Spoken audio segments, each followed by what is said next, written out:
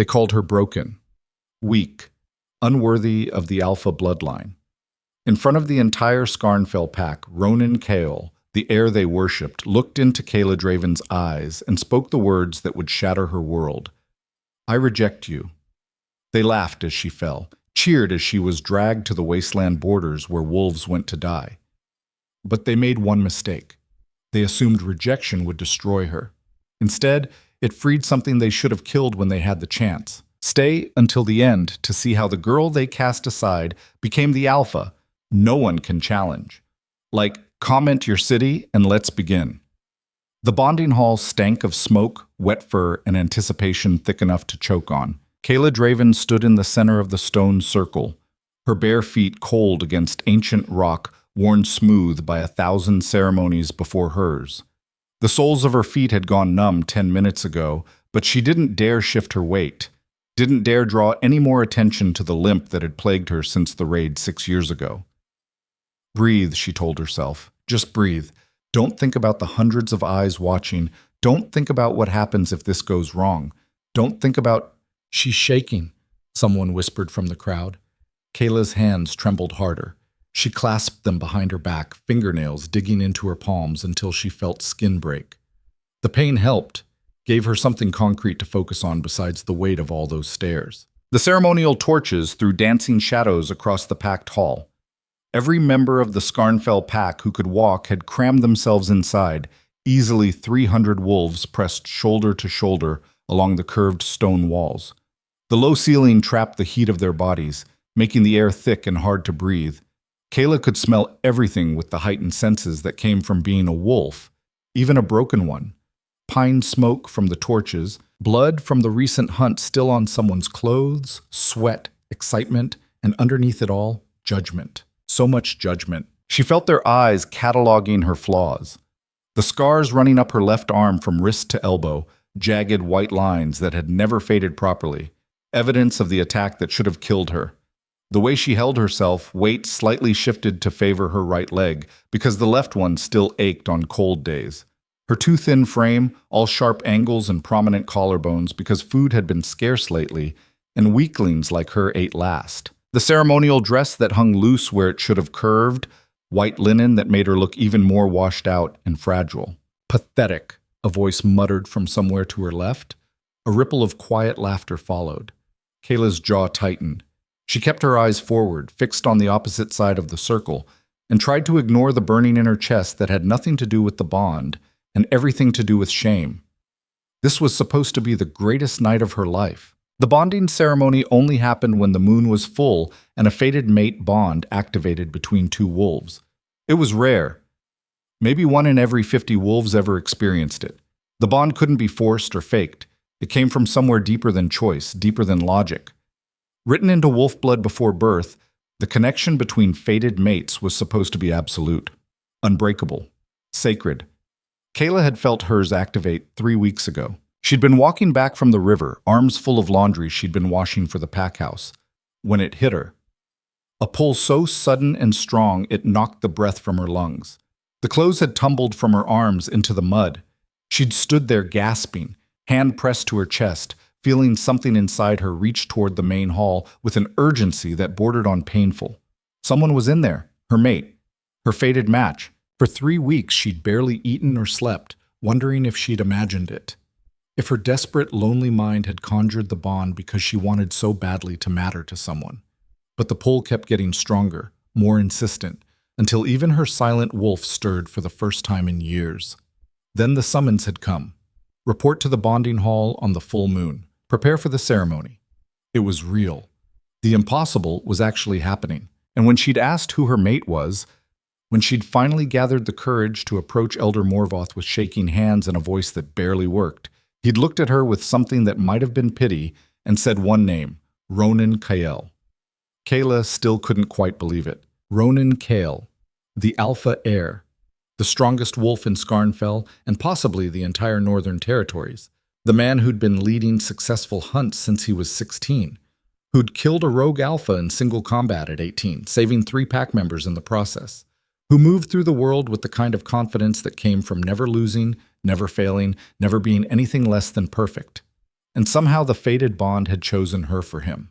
Kayla Draven, the girl everyone called broken, the wolf whose shift had never properly manifested, whose animal side had been silent since birth while others shifted before they hit puberty. The weakling who'd barely survived an attack that killed her father and left her with a permanent limp and scars she'd carry forever. It didn't make sense, but fated bonds didn't have to make sense. That was the point. They transcended logic, bridged gaps that choice never could. Maybe, just maybe, this was the moment everything changed. Maybe being bound to Ronan would finally give her a place in the pack, a purpose, a reason to exist beyond scrubbing floors and enduring contempt. Maybe she'd finally matter. Silence. Elder Morvath's voice boomed across the hall, cutting through the murmurs. The crowd settled immediately. Conversations died mid-word.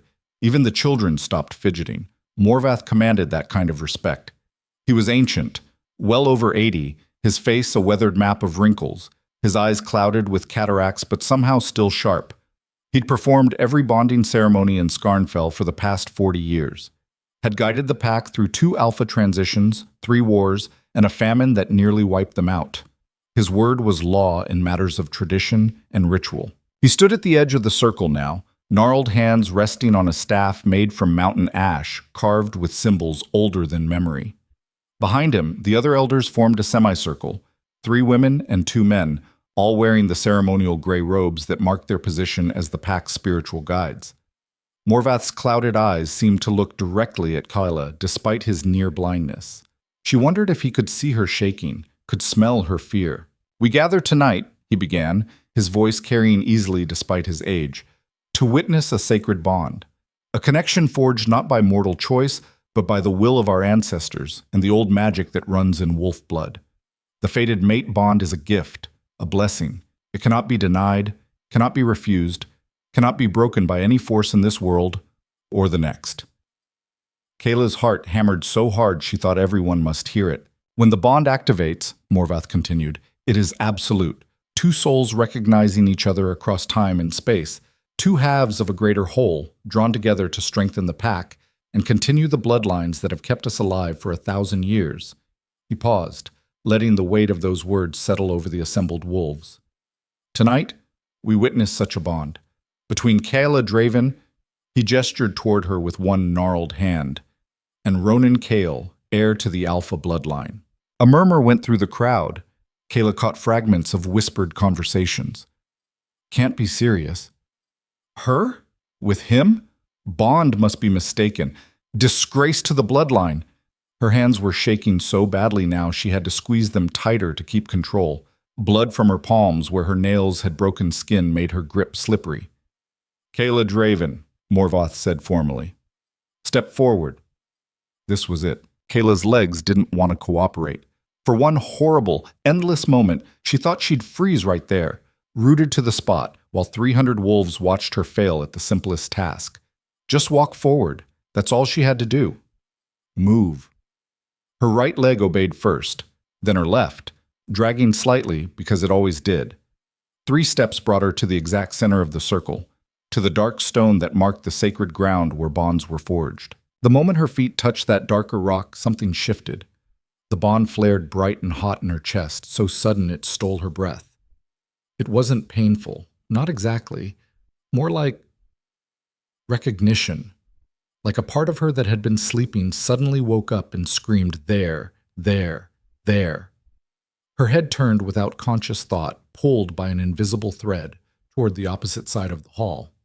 Toward him. Ronan Kael stood near the entrance, and even across the crowded room, even through smoke and bodies and torchlight, Kayla's entire being focused on him with laser precision. He was taller than she'd realized, at least 6'3", towering over the wolves around him, broad-shouldered in a way that made grown warriors look small.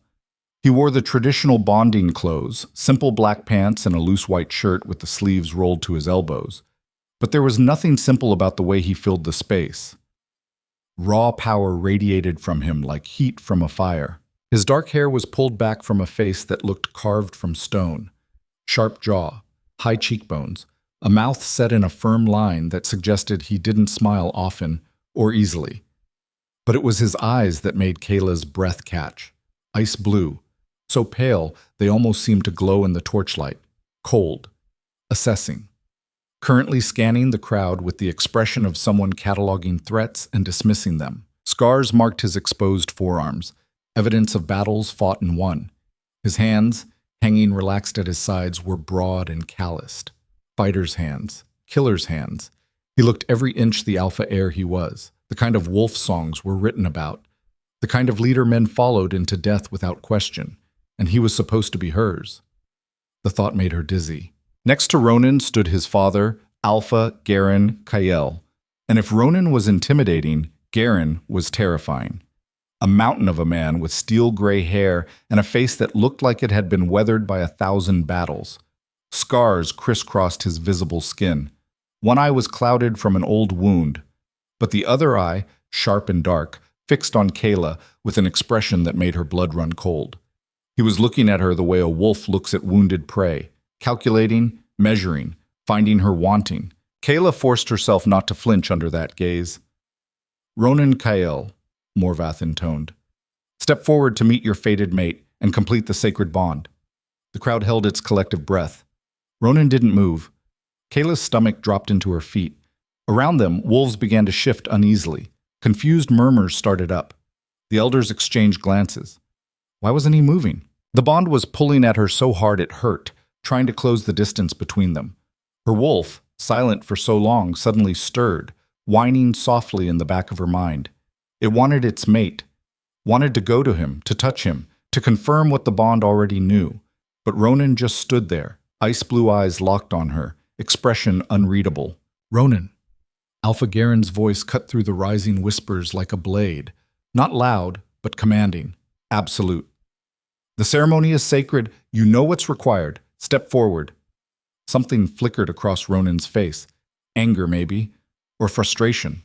His jaw clenched hard enough that Kayla could see the muscles jump. His hands, which had been relaxed, curled into loose fists. For a long moment, 10 seconds that felt like hours, he stood perfectly still. Kayla watched a war play out behind those cold eyes. Saw him glance at his father, then back at her, then toward the elders. Finally, he moved. Each step was deliberate and controlled. He walked into the circle like he was entering a battlefield, shoulders tense, spine straight, every movement radiating coiled violence barely contained. The crowd parted for him automatically, wolves pressing back against the walls, even though he wasn't trying to push through them. That was Ronan's effect on people. You moved, you yielded, you recognized the predator in your space and got the hell out of the way before he decided you were a problem. He stopped exactly 3 feet from Kayla. Up close, he was devastating in a way that made her throat close up. She could smell him now, pine and steel and smoke, with something wilder underneath that made her wolf sit up and take notice for the first time in her entire life. Could see that his ice-blue eyes had tiny flecks of gold around the pupils, especially visible now that his wolf was close to the surface. Could feel the heat radiating from his body despite the 3 feet of space between them. The bond sang, screamed, demanded she close that distance, touch him, confirm the connection that thrummed through her veins like electricity. Kayla's hands trembled. She clasped them tighter, blood making her palms slick. For just a heartbeat, maybe less than a second, she thought she saw something shift in Ronan's expression. The ice cracked slightly. He looked at her, really looked, and she wondered if he felt it too. The rightness. The way standing this close settled something restless and aching inside her chest. Then his expression hardened into something worse than anger. Contempt. Pure, undisguised contempt. "No," Ronan said. The word dropped into the hall like a boulder into still water, sending ripples of shock through the assembled wolves. Kayla blinked. Her mind refused to process what he'd said. "What?" "I said no." His voice was steady, cold, pitched to carry to every corner of the packed room, each word clear and deliberate. "I reject this bond." The hall erupted. Wolves shouted, some in shock, some in what sounded horribly like approval. The elders staggered back like they'd been physically struck. Someone gasped. Someone else laughed, the sound high and cruel.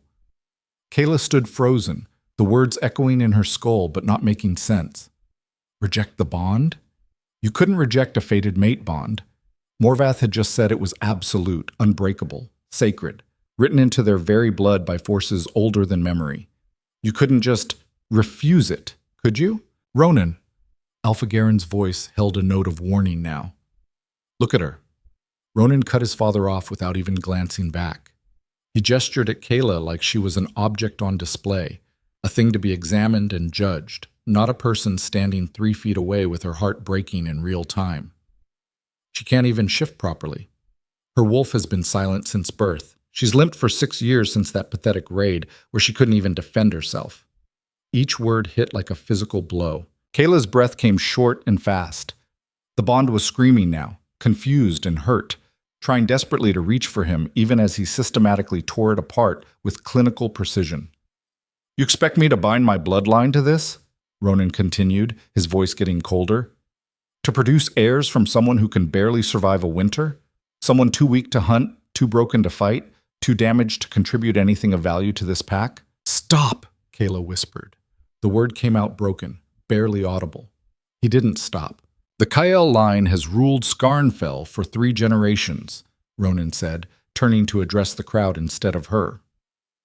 Making this a public spectacle. We've held this territory through wars that decimated stronger packs, through famines that would have killed weaker bloodlines, through challenges from alphas twice our size with 3 times our numbers. We survived because we chose strength, because we valued power, because we selected mates who could stand beside us in battle, not cower behind us waiting to be protected. Several wolves in the crowd nodded. A few murmured agreement. Kayla felt like she was drowning. The Bond doesn't lie, Ronan, Elder Morvath said, his voice shaking with age and shock. If Kayla Draven is your fated mate, then the ancestors have chosen. Then the ancestors are wrong. Ronan's eyes flashed gold, his wolf surging so close to the surface that the air around him seemed to shimmer with barely contained power. I don't care what tradition dictates. I don't care what the old magic intended. I will not, I refuse to weaken this pack by accepting a mate who brings nothing but shame and inadequacy. The Bond was tearing now, actually tearing like fabric being ripped slowly down the middle. Pain bloomed hot and sharp in Kayla's chest, radiating outward until her fingers went numb. Ronan, you can't just... She started, hating how her voice broke. Don't! He finally looked at her again, and the expression on his face was worse than hatred. It was pity mixed with disgust. Don't beg. You're already humiliating yourself. Don't make it worse. Tears burned behind Kayla's eyes. She bit the inside of her cheek hard enough to taste blood, using the pain to keep them from falling. She would not cry. Not here, not in front of 300 wolves who already thought she was weak. She would not prove them right. I, Ronan Kael, he said, each word formal and deliberate, heir to the Skarnfell pack and future alpha of these territories, formally reject Kayla Draven as my fated mate. I sever this bond. I refuse this connection. I deny what the ancestors have. Ronan, stop this now. Garen's voice cracked like a whip. But Ronan didn't stop. She is not worthy of this bloodline, he continued, ice blue eyes locked on Kayla's face, watching her break. She is not worthy of the Kael name. She is not worthy of me or any heir I might produce. I reject her completely and absolutely, now and forever. The pain that followed wasn't metaphorical or emotional. It was physical and it was agony. Kayla gasped as the bond shattered inside her chest. It felt like someone had reached between her ribs with both hands and ripped something vital out, something that was supposed to be permanent, unbreakable, woven into her very soul. Her wolf howled, the sound echoing through her skull so loud she thought her head would split open. Her legs buckled. She hit the stone floor hard. Her palms scraped against rock, skin tearing. Her knees cracked against ancient stone. Blood welled up hot and red, dripping onto the dark rock where countless bonds had been forged over 1,000 years. But not hers, never hers. And the hall filled with laughter. Not everyone, but enough. Enough wolves found this entertaining. The broken girl finally getting what she deserved. The weak link being cut loose before she could contaminate the precious bloodline. Justice being served. Knew she wasn't good enough. Poor thing actually thought she had a chance with him. Did you see her face when he said it? Priceless. Should have put her down after the raid 6 years ago. Saved us all this trouble. But she can't even stand up. The voices blurred together, cruel and casual, like they were discussing the weather instead of watching someone's soul get torn apart in front of them. Kayla stayed on her hands and knees, blood dripping from her palms to pool on stone, and tried to remember how to breathe through the agony radiating from her chest. Every inhale felt like broken glass scraping her lungs. Her wolf was still howling, incoherent with pain and betrayal and confusion. Ronan had already turned away. Through the haze of pain, Kayla saw him walk toward his father with steady, controlled steps. Saw Alpha Garen put a hand on his shoulder, not in reprimand or disappointment, but in what looked almost like approval. Saw them both turn toward the exit without looking back, already moving on to more important things. She didn't exist to them anymore. The bond was destroyed. The rejection was complete. She was nothing. Hands grabbed Kayla's arms, hauling her upright with zero gentleness. She tried to pull away on instinct, but her body wouldn't respond. Everything hurt. The bond's destruction had left her hollow, like someone had scooped out her insides and left only pain and shock. "Get her out of here," someone muttered. One of the guards, she thought his name was Marcus, but couldn't be sure through the ringing in her ears. "Contaminating the ceremony ground," another guard agreed. "Probably cursed now, having reject blood all over it." They dragged her toward the massive doors at the hall's entrance. The crowd parted, but not respectfully. They moved like she carried plague, pressing back against the walls to avoid even her shadow touching them. A few wolves spat at her feet as she was hauled past. One woman, someone Kayla had done laundry for just last week, leaned over and whispered, "Should have known better than to reach above your station." Kayla's eyes desperately scanned the crowd, looking for anyone who might help. Anyone who might speak up and say this was wrong, that you couldn't just reject a fated bond, that tradition meant something. Her gaze found Elder Morvath. Surely he would say something. The bond was sacred. He'd said so himself not 5 minutes ago. You couldn't just throw someone away because they weren't perfect. The ancestors had chosen. The old magic had spoken. But Morvath wouldn't meet her eyes. He stood there in his gray robes, ancient and supposedly wise, and deliberately looked away. The other elders did the same, turned their backs, pretended they didn't see. They'd already made their choice. And it wasn't her. It was never going to be her. The guards hauled Kayla through the massive wooden doors and into the night. Cold air hit her face like a slap, but it did nothing to clear the fog in her head. Her vision kept blurring, whether from tears or shock, she didn't know. They were in the main courtyard now. The pack had prepared an enormous feast for after the bonding ceremony. Long tables groaned under the weight of roasted venison, fresh bread, winter vegetables, barrels of mead and ale. Fires burned in massive iron braziers, throwing warm light across everything. Someone had already started playing music, drums and pipes celebrating a bond that would never exist. Celebrating her destruction. Wolves were beginning to drift out from the bonding hall, ready to party, ready to eat and drink and forget that they'd just witnessed something sacred being torn apart. Kayla's eyes found her mother in the crowd. Liana Draven stood near one of the food tables, wearing her good dress, her dark hair braided the way she always wore it for ceremonies. She was talking to another woman, probably hadn't even been in the hall to witness what happened to her daughter. "Mom?" Kayla's voice came out hoarse, broken. "Mom, please!" Liana turned her head. For one brief, desperate second, Kayla thought she saw pain flash across her mother's face. Regret, maybe. Recognition that this was wrong, that what Ronan had done was cruel and unfair, and then Liana deliberately turned away. She picked up a cup of mead with steady hands, took a sip, and walked toward a different group of pack members. Her back to Kayla, her shoulders tight with a tension that screamed louder than words. "I don't know you. Don't talk to me. You're not my problem anymore." Something inside Kayla cracked, not the bond this time, that was already destroyed, leaving only a hollow ache in her chest where something vital used to be. This was something deeper. Some last fragile thread of hope that maybe, just maybe, someone would stand up for her, that she mattered to somebody enough that they'd speak up, defend her, say this wasn't right. But her own mother had turned away, had chosen the pack over her own daughter, had decided that keeping her position, her place, her comfort was more important than defending the girl she'd given birth to. "Keep moving," Marcus growled, jerking Kayla forward hard enough that she stumbled. Her bad leg gave out. She would have fallen if the guards weren't holding her arms. They cursed and tightened their grips, fingers digging in hard enough to bruise. They dragged her through the courtyard, past tables being loaded with food she'd helped prepare yesterday, past the training grounds where she'd spent countless hours trying and failing to be strong enough, fast enough, good enough, past the houses where she'd grown up, where she'd played as a child before the raid that killed her father and ruined her leg, past everything she'd ever known.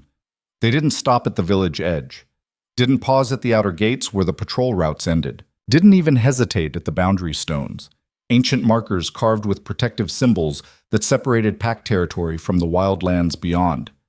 The guards hauled her past all of it, beyond the last watchtower, where even the bravest warriors turned back, beyond the hunting grounds, where the prey was scarce and the predators were dangerous. All the way to the edge of the wasteland. Kayla had only seen it from a distance before, the place they dumped bodies they didn't want to bury properly. Exiled wolves who'd committed crimes too severe for quick execution, but too shameful for a proper death.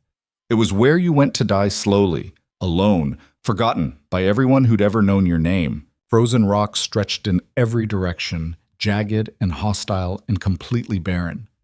No trees, no grass, no shelter from the wind that howled across the exposed landscape like something alive and hungry.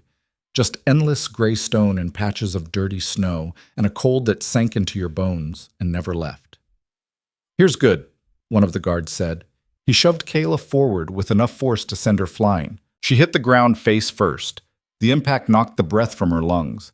Rocks bit into her cheek, her palms, her knees. More skin tore. More blood welled up, hot against the freezing stone. She curled onto her side, gasping, tasting copper. "You survive out here," the other guard said, his voice flat and bored like he was reading from a script. "Maybe you'll learn your place. Maybe you'll understand why the alpha heir doesn't waste his bloodline on defective trash like you." Something landed beside her with a soft thump. Kayla's eyes focused on it through the haze of pain. A blanket, threadbare and torn, barely large enough to cover a child. The kind of thing you'd throw over a sick dog, not give to a person you expected to survive. "Don't come back," Marcus added. "That's a direct order from Ronan Kale. You set one foot in Scarnfell territory again, you even think about coming back. And it won't be exile next time. It'll be execution," the other guard finished. "And trust me, after what you put the pack through tonight, most of us would volunteer for that duty." They both laughed, then turned and walked away. Their footsteps crunched on snow and stone, growing fainter with each second. Kayla lay where they'd thrown her, curled in a ball, and listened to them leave. Listened to the sound fade into nothing, until there was only the wind, and the cold, and the complete devastating silence of being utterly alone. Kayla stared at the darkening sky above her. Clouds were gathering, heavy and gray, pregnant with snow. The temperature was already dropping. In another hour it would be below freezing. In 2 hours, deadly. She should move. Should grab that pathetic excuse for a blanket and find some kind of shelter. A rock overhang, maybe. A depression in the stone that might block the worst of the wind.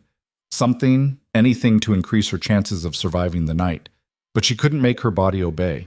The bond was still tearing itself apart inside her chest. Slower now, but no less painful. Every breath felt like inhaling broken glass. Her wolf, which had barely stirred in 19 years, was howling nonstop in the back of her mind. Not in words, just raw animal anguish and betrayal and confusion that she couldn't answer or soothe.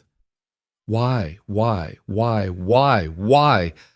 Her hands curled into fists, nails digging into torn palms. Blood dripped onto stone. Maybe they were right. Maybe she really was too weak, too broken, too fundamentally wrong to deserve a place in the pack. Maybe Ronan had actually been kind, in his cruel way, cutting her loose before she could drag down his precious bloodline, saving the pack from contamination. Maybe she should just stop fighting. Let the cold take her. Let the wasteland claim another forgotten body. Let herself finally stop being a burden to people who'd never wanted her anyway. Weak, broken, unworthy. The words circled her mind like vultures, picking at the scraps of her self-worth. Not worthy of this bloodline. Not worthy of me. Snow began to fall. Light at first, just a few flakes drifting down from the heavy clouds. Then heavier. Then a steady curtain of white that started to cover everything in cold silence. It landed on Kayla's face, on her torn dress, on the blood pooling beneath her hands. Each flake felt like a tiny accusation. You're dying out here, alone, forgotten, exactly like they wanted. Something stirred deep inside her chest. Not her wolf, that was still howling, lost in pain. Something else, something buried so deep she'd never felt it before. Something that had been sleeping for a very, very long time, waiting for exactly the right moment to wake up. It whispered a single word through the pain and shock and despair. No. Kayla's eyes snapped open. No! No. She wasn't going to lie here and die just because they wanted her to. Wasn't going to give them the satisfaction of being right about her. Wasn't going to prove that Ronan made the correct choice by rejecting her. She'd survived 19 years of being invisible, of being mocked and dismissed and treated like she didn't matter, of watching other wolves shift and hunt and thrive while she struggled with the most basic tasks. She'd survived the raid that killed her father and crippled her leg, survived when the healers said she wouldn't make it through the night, survived 6 years of physical therapy and humiliation and never quite being good enough, no matter how hard she tried. She'd survived all of that. She could survive this too. Even if every logical part of her brain screamed that this was impossible. Even if she had no food, no real shelter, no supplies, no idea what she was doing. Even if the odds were stacked so heavily against her that surviving even one night seemed like a miracle. She would find a way. Kayla forced herself to sit up. The movement sent fresh agony shooting through her chest, the bond's final death throes. Black spots danced at the edges of her vision. For a moment she thought she'd pass out, but she gritted her teeth and stayed conscious through sheer stubborn will. She sat up. Then she reached for the blanket with shaking, bloody hands and wrapped it around her shoulders. It barely helped. The fabric was so thin she could see through it in places, but it was better than nothing. Then she made herself stand.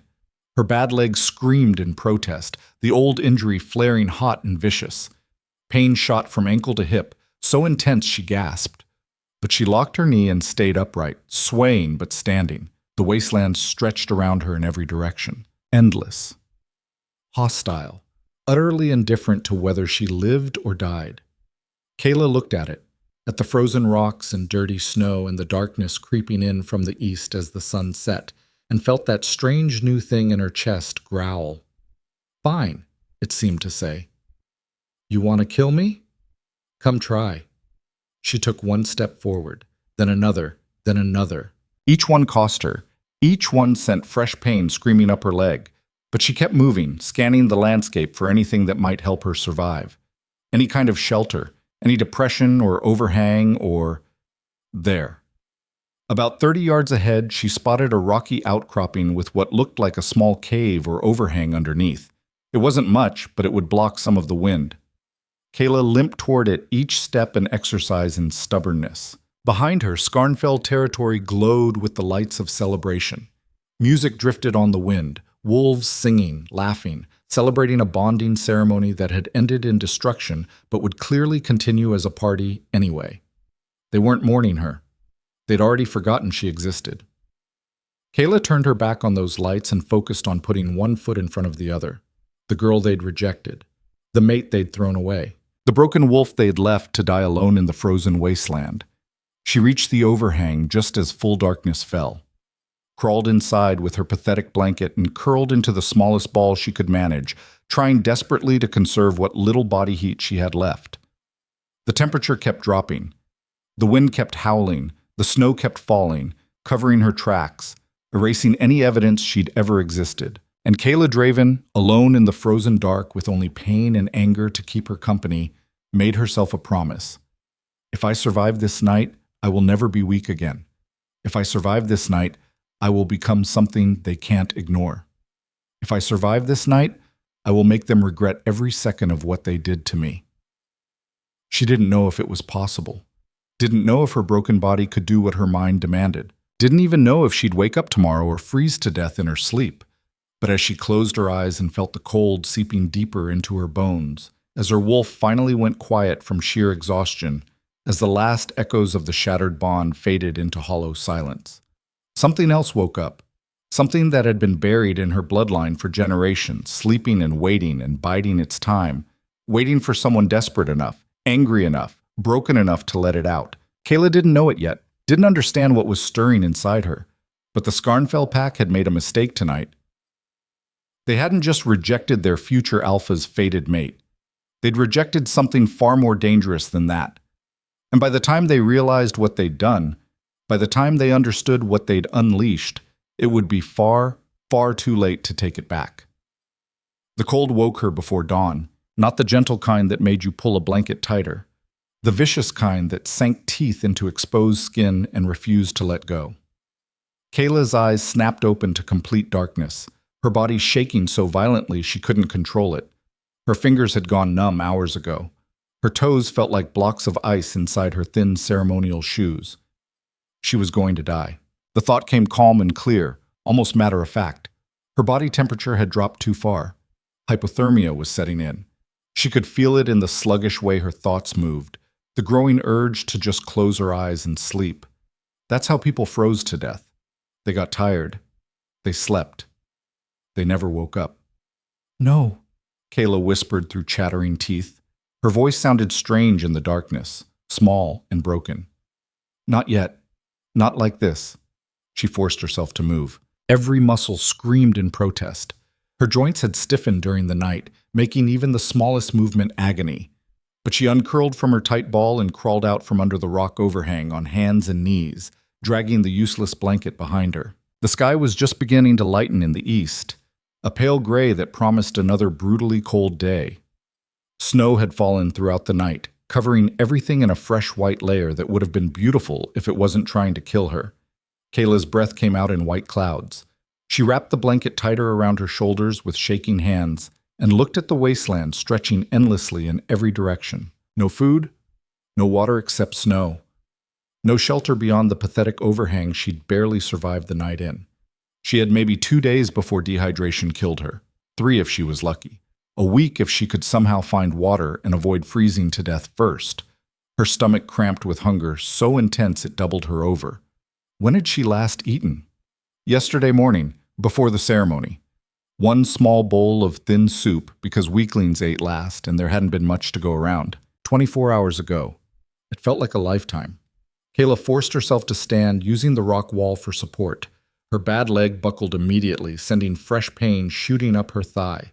She gritted her teeth and locked her knee, refusing to fall. "Water first," she said out loud, just to hear a voice, even her own broken one. "Then food. Then figure out how not to freeze tonight." The words sounded absurd even as she spoke them. She had no idea how to find water in a frozen wasteland.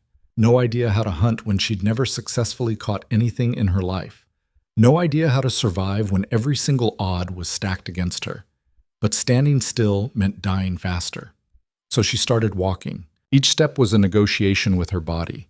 Her leg didn't want to hold her weight. Her feet had no feeling left in them, making it hard to tell where she was stepping. Twice she stumbled on hidden rocks beneath the snow. The second time she went down hard, landing on her injured palms. Fresh blood stained the white ground. Kayla pushed herself back up and kept going. The sun rose slowly, bringing light but no warmth. The landscape revealed itself in shades of gray and white. Endless rocky hills, patches of scrubby dead vegetation, the occasional skeleton of a tree that had given up trying to survive out here.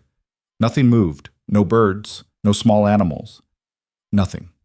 She was completely alone. Her mind kept circling back to the bonding hall, to the way Ronan had looked at her with such contempt, to her mother turning away, to 300 wolves watching her break and finding it entertaining, weak, broken, unworthy. The words echoed with each painful step. Maybe they were right.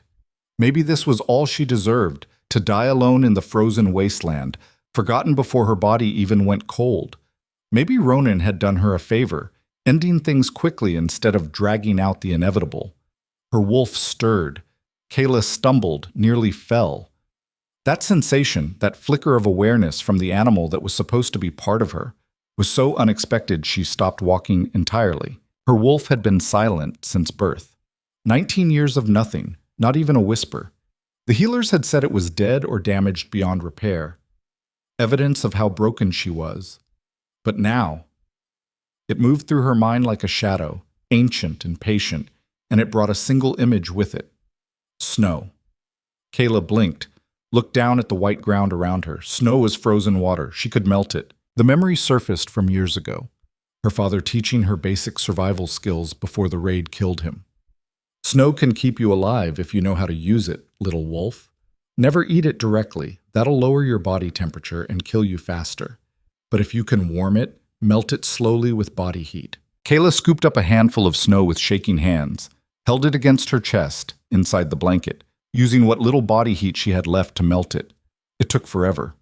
Her hands ached with cold that bordered on frostbite, but eventually a few drops of water formed in her palm. She brought them to her mouth and drank. It wasn't much, barely enough to wet her tongue, but it was something. It was survival. She did it again and again. Handful after handful, melting snow against her body, drinking the precious drops of water. It took hours. Used up energy she couldn't afford to waste. Her arms trembled from holding them in the same position. Her chest ached from the cold seeping through the thin ceremonial dress. But by the time the sun started to sink toward the western horizon, the worst of her thirst had eased.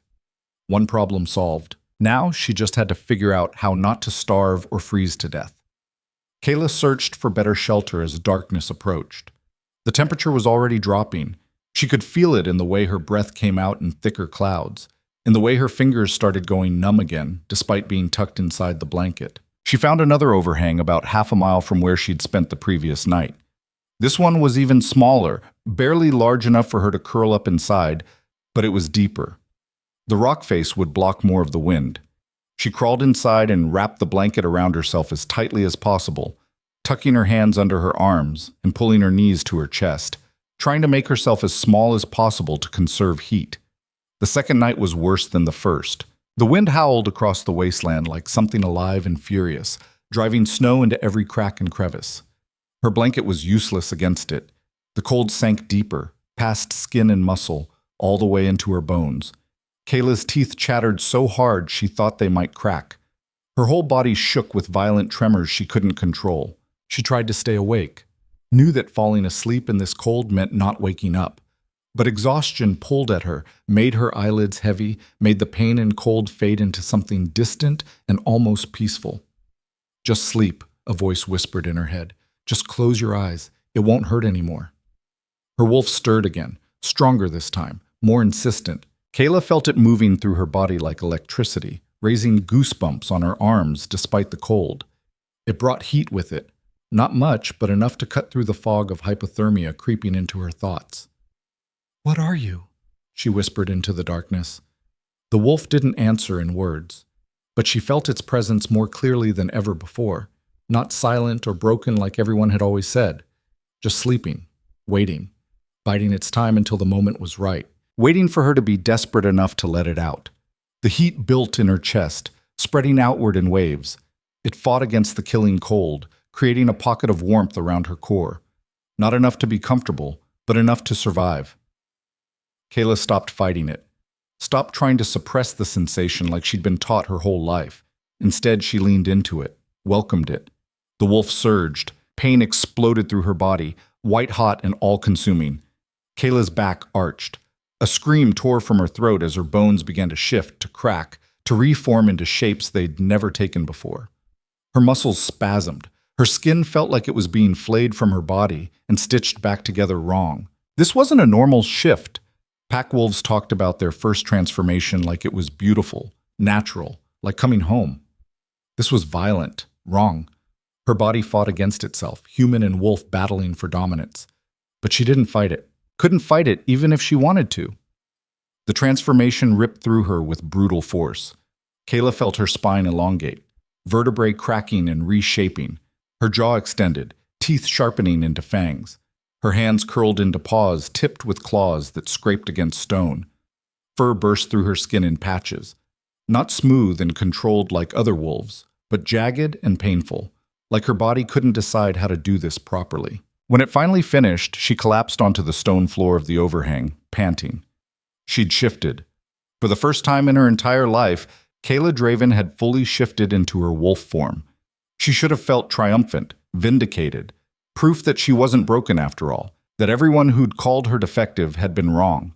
Instead, she felt only exhaustion and a bone-deep wrongness. Her wolf form didn't fit right. The proportions were off, legs too long, body too lean, like someone had stretched her and forgotten to adjust everything else. Moving felt awkward, like wearing someone else's skin poorly tailored to her frame. But she was warm, the thick fur trapped heat against her body. The cold that had been killing her moments ago now felt merely uncomfortable instead of lethal. She could breathe without her lungs aching, could think without the fog of hypothermia clouding her thoughts. Kayla curled into a tight ball, her wolf body fitting into the small space better than her human form had, and finally, let herself sleep. She woke to the sound of growling. Kayla's eyes snapped open. Still in wolf form, her senses were sharper than they'd ever been as a human. She could smell them before she saw them. 3 distinct scents, rank and feral, coming from just outside her shelter. Disease, madness, hunger, ferals. Slowly, carefully, she lifted her head and looked toward the entrance. 3 wolves stood silhouetted against the gray pre-dawn light. But these weren't pack wolves. Pack wolves had intelligence in their eyes, control in their movements. These were feral, larger than any pack wolf should be, with matted fur and eyes that glowed sickly green. Foam dripped from one's mouth. Another had patches of fur missing, revealing diseased skin underneath, sores that wept yellow fluid. They'd found her. The largest one, a massive male with a torn ear and scars crisscrossing his muzzle, took a step forward. His lips pulled back from yellow teeth, several of them broken or missing. The growl that came from his throat was less warning and more promise of violence. Kayla scrambled backward, her wolf body still clumsy and unfamiliar. Her back hit the stone wall. There was no other way out. No escape route except straight through 3 wolves that outweighed her and had years of experience killing to survive. She was going to die. The thought came clear and cold. She'd survived the rejection, survived 2 nights of brutal cold, survived shifting for the first time. But this? 3 feral wolves in close quarters. This she wouldn't survive. The feral lunged. Instinct took over. Kayla's body moved before her mind could process what was happening. She twisted sideways, narrowly avoiding teeth that would have torn out her throat, felt the rush of air as jaws snapped shut inches from her neck. Her own jaws snapped, catching the feral's front leg. She bit down hard, tasting blood and disease. The crunch of bone was sickeningly loud. The feral yelped and jerked away, blood streaming from its mangled leg. Limped backward, favoring the injured limb. But the other 2 were already moving. One went for her flank while the third circled around, trying to get behind her. Kayla spun, using the narrow space of the overhang to her advantage. They couldn't all attack at once. The confined space worked in her favor. They kept getting in each other's way, snapping at empty air when she dodged. She lashed out with claws that felt too long, too sharp, raked them across a feral's face, felt skin tear, saw blood well up in long furrows. More yelping, more scrambling, but she was outnumbered, and they were experienced killers. They'd done this before, hunted in packs, brought down prey larger and stronger than one half-starved girl who'd shifted for the first time last night. One of them got through her guard. Teeth sank into her shoulder, punching through fur and skin into muscle. Pain exploded bright and hot. Kayla howled, a sound that echoed across the wasteland, raw and furious, and full of everything she'd been holding inside since Ronan rejected her. The feral shook its head, trying to tear the flesh free. Something inside Kayla snapped, not physically, deeper than that. The last restraint holding back whatever had been sleeping in her bloodline her entire life just broke. Heat flooded her body again, but this time it wasn't the awkward, painful shift. This was pure power. It surged through her veins like liquid fire, like lightning, like something ancient and primal that had been waiting 19 years to wake up. Her wolf, the thing that had been dormant all these years, finally surfaced completely. And it wasn't weak, it wasn't broken, it wasn't silent, it was dominant. The growl that came from Kayla's throat made all 3 ferals freeze. It wasn't loud. Volume had nothing to do with it. This was something else entirely, something that bypassed their ears and went straight to the part of their brains that recognized a superior predator. Alpha dominance. The feral with its teeth in her shoulder whimpered, released its grip, backed away slowly, head lowered, ears flat, tail tucked between its legs. Submission written into every line of its body.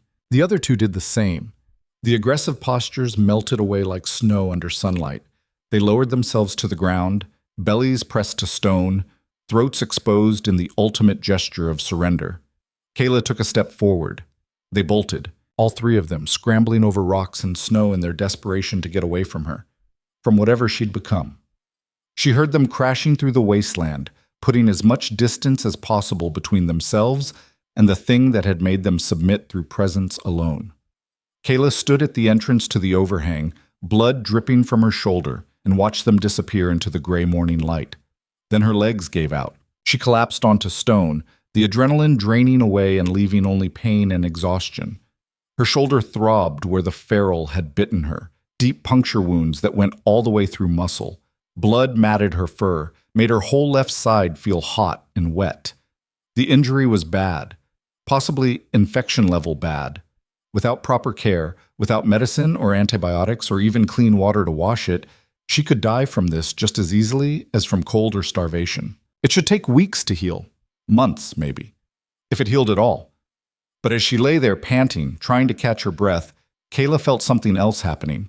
That heat in her chest, the power that had made the feral submit, spread outward, flowing toward the injury like water finding cracks in stone. Tingling spread across her shoulder. Not painful, exactly. More like activity, like her body was working overtime, cells dividing and rebuilding at impossible speed. The pain began to ease, not all at once, but the sharp, stabbing agony dulled to a throbbing ache. Then to discomfort. Then to something she could almost ignore.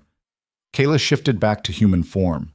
The transformation was still brutal, still wrong in ways she didn't understand, but faster than last time.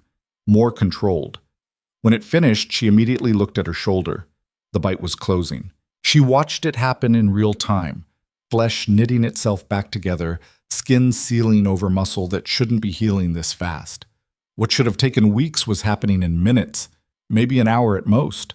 Kayla stared at it, her mind struggling to process what she was seeing. "What am I?" she whispered to the empty wasteland. No answer came, but she could feel her wolf settling back into that deep place inside her, satisfied now, content, like it had been waiting 19 years for this moment, for her to finally be desperate enough, angry enough, broken enough to accept what it really was. Not weak, not silent, not broken, just suppressed. Deliberately suppressed, she realized with growing certainty. The injury that wouldn't heal, the wolf that stayed silent. The constant reinforcement that she was defective, worthless, too damaged to matter. It hadn't been bad luck. It had been control. Someone, or multiple someones, had worked very hard to make sure she never discovered what she was capable of, and they'd almost succeeded. Kayla looked at her shoulder again. The wound was nearly closed now, just angry red marks that would probably be gone by tomorrow. Her leg, which had given her constant pain for 6 years, felt better. Not healed, not yet. But the deep grinding ache had eased to something manageable. Her body was healing itself, fixing the damage that should have been permanent. She stood on shaking legs and walked to the entrance of the overhang, looked out at the wasteland that had become her prison and her proving ground. They'd thrown her out here to die. Instead, they'd freed something that should have scared them a lot more than one broken girl ever could. Days blurred together after that. Kayla learned to survive through trial and error and sheer stubborn refusal to die. She learned to hunt, not with skill or technique, but with desperation and her newly awakened wolf. Her first successful kill was a snow hare on her 3rd day. Her wolf formed faster than it had any right to be, catching the creature mid-leap and breaking its neck with one bite. The taste of raw meat made her gag. Her human instincts revolted against it, blood and fur and the gamey flavor of wild prey. But she forced it down anyway. Survival didn't care about preferences or civilized sensibilities. She learned to read the weather by watching how the light changed, how the wind shifted direction before storms rolled in, learned which rocks absorbed heat from the weak sun and which would leach warmth from her body if she sat on them too long. Learned to identify the few hardy plants that grew in sheltered spots between boulders, not edible, but useful for other things. Some could be dried and used to pack wounds. Others burned slowly, extending the life of precious fires. Fire. It took her 4 days to figure that out. 4 days of trying to remember lessons from childhood, of failing over and over until her hands were raw and bleeding from striking rocks together. She went through dozens of failed attempts, sparks that died before catching, tinder that was too wet or too dry, or the wrong material entirely. But finally, she got a spark that landed on dry moss and caught. Then another. Then a tiny flame that she fed carefully, hands shaking with excitement and fear, adding bigger pieces gradually until it grew into something that could actually produce warmth. She cried when that fire caught and held, actual tears streaming down her face while she fed it stick by stick, terrified it would go out, terrified she'd have to start over from the beginning. Her hands moved automatically, placing fuel just right, creating airflow, doing everything she could remember her father teaching her before the raid killed him. The fire didn't go out. It grew into a small but steady blaze that pushed back the cold and made the overhang almost comfortable. Kayla sat beside it, soaking in the warmth, and felt something loosen in her chest. She could do this. She could survive. And slowly, so slowly she barely noticed it happening day to day, her body began to change. The limp that had plagued her for 6 years started to fade. Not all at once. Some mornings she woke up and it was barely noticeable, just a slight hitch in her gait. Other days it came back with a vengeance, pain shooting up her leg with every step like the injury was fresh again. But gradually, steadily, it got better. The scars on her arms began to fade too. The jagged white lines that had marked her as damaged goods since the raid grew lighter, thinner, until she had to look closely to see them at all. New skin grew over old wounds, smooth and unmarked. She could run faster without her bad leg giving out. Could see farther into the distance, picking out details that should have been too small or too far away. Could hear sounds that should have been too quiet to detect. The skitter of small prey moving between rocks, the crunch of snow under paws before predators came into view. Her wolf was healing her. No, not healing. That word implied fixing something broken. This was different. This was unleashing what had always been there, buried under years of suppression and trauma, and carefully maintained weakness. Someone had kept her broken on purpose. The realization settled into Kayla's bones like ice, cold and permanent. The raid that had injured her leg, she'd been 6 years old, barely old enough to understand what was happening. The healers had worked on her for weeks, but the leg never healed right. They'd said the damage was too severe, that she'd limp for the rest of her life. But what if they'd lied? What if they'd deliberately left her crippled because they knew or suspected what she might become if she was whole? Kayla thought about the way Alpha Garen had looked at her in the bonding hall. Not surprised, not shocked that his son's fated mate was the broken girl everyone pitied. He'd looked satisfied, like everything was going according to plan. They'd known. The pack leadership had known what she was, or what she could become, and they'd spent 19 years making sure she never reached her potential. The thought should have made her angry. It did. But underneath the anger was something colder, something more dangerous. Determination. She would get stronger, would master whatever power was waking up inside her, and then she'd go back and show them exactly what they'd created when they tried to destroy her. By the end of her first week in the wasteland, Kayla killed a feral wolf twice her size. It had been stalking her for 2 days. She'd caught its scent on the wind, seen movement in her peripheral vision when she looked too quickly. The feral was smart, experienced, waiting for her to weaken before it attacked, waiting for an opening. Kayla decided not to give it one. Instead, she set a trap. She chose a narrow passage between 2 large boulders, a natural choke point where the feral would have to approach from one direction. Spent hours arranging rocks to create the illusion of shelter, a place where an exhausted wolf might sleep without adequate protection. Then she made herself bait, curled up in the fake shelter in human form, blanket wrapped around her shoulders, eyes closed like she was sleeping. But every sense was on high alert, tracking the feral's approach. She heard it long before she saw it, the careful placement of paws on stone, the controlled breathing of a predator stalking prey. When it attacked, she was ready. Her shift came faster now, still painful, still brutal in ways that normal shifts shouldn't be, but functional. She met the feral head-on as it lunged for her throat. Their bodies collided in midair with bone-jarring force. They hit the ground in a tangle of fur and teeth and claws. The fight was ugly. No skill, no technique, no training to fall back on. Just violence and will and the desperate need to survive. The feral was bigger and more experienced, had years of killing to draw on. But Kayla was faster, and she had something it didn't: purpose. She wasn't fighting just to survive. She was fighting to prove something, to herself, to her wolf, to the pack that had thrown her away. Every bite, every slash of claws, every moment she held her ground against a predator that should have killed her, it all meant something. When her dominance pressed outward this time, she didn't just scare it, she overwhelmed it. The feral's eyes went wide. It tried to submit, to roll belly up and show its throat, but Kayla didn't accept the surrender. Some cold, calculating part of her brain understood that ferals couldn't be trusted to stay submitted, that letting it live meant it would come back, would stalk her again, would wait for another opportunity. So she killed it, tore its throat out with one violent shake of her head, felt its blood flood her mouth, hot and copper-tasting, felt its body go limp beneath her. When it was over, when the feral lay dead in the snow, with its life bleeding out onto frozen stone, Kayla shifted back to human form and stared at what she'd done. Her hands were covered in blood up to the elbows. Her body ached from a dozen new injuries, bites and scratches that were already beginning to heal but still hurt. Her chest heaved with exertion. Her heart pounded. She should have felt horrified, disgusted with herself for the violence she was capable of, for the way part of her had enjoyed the fight, for the savage satisfaction of victory. Instead, she felt alive. More alive than she'd ever felt in the pack. More real than 19 years of trying to be small and quiet and acceptable. This, standing over a defeated enemy, blood on her hands, survival earned through strength instead of begged for through compliance, this felt right in a way nothing else ever had.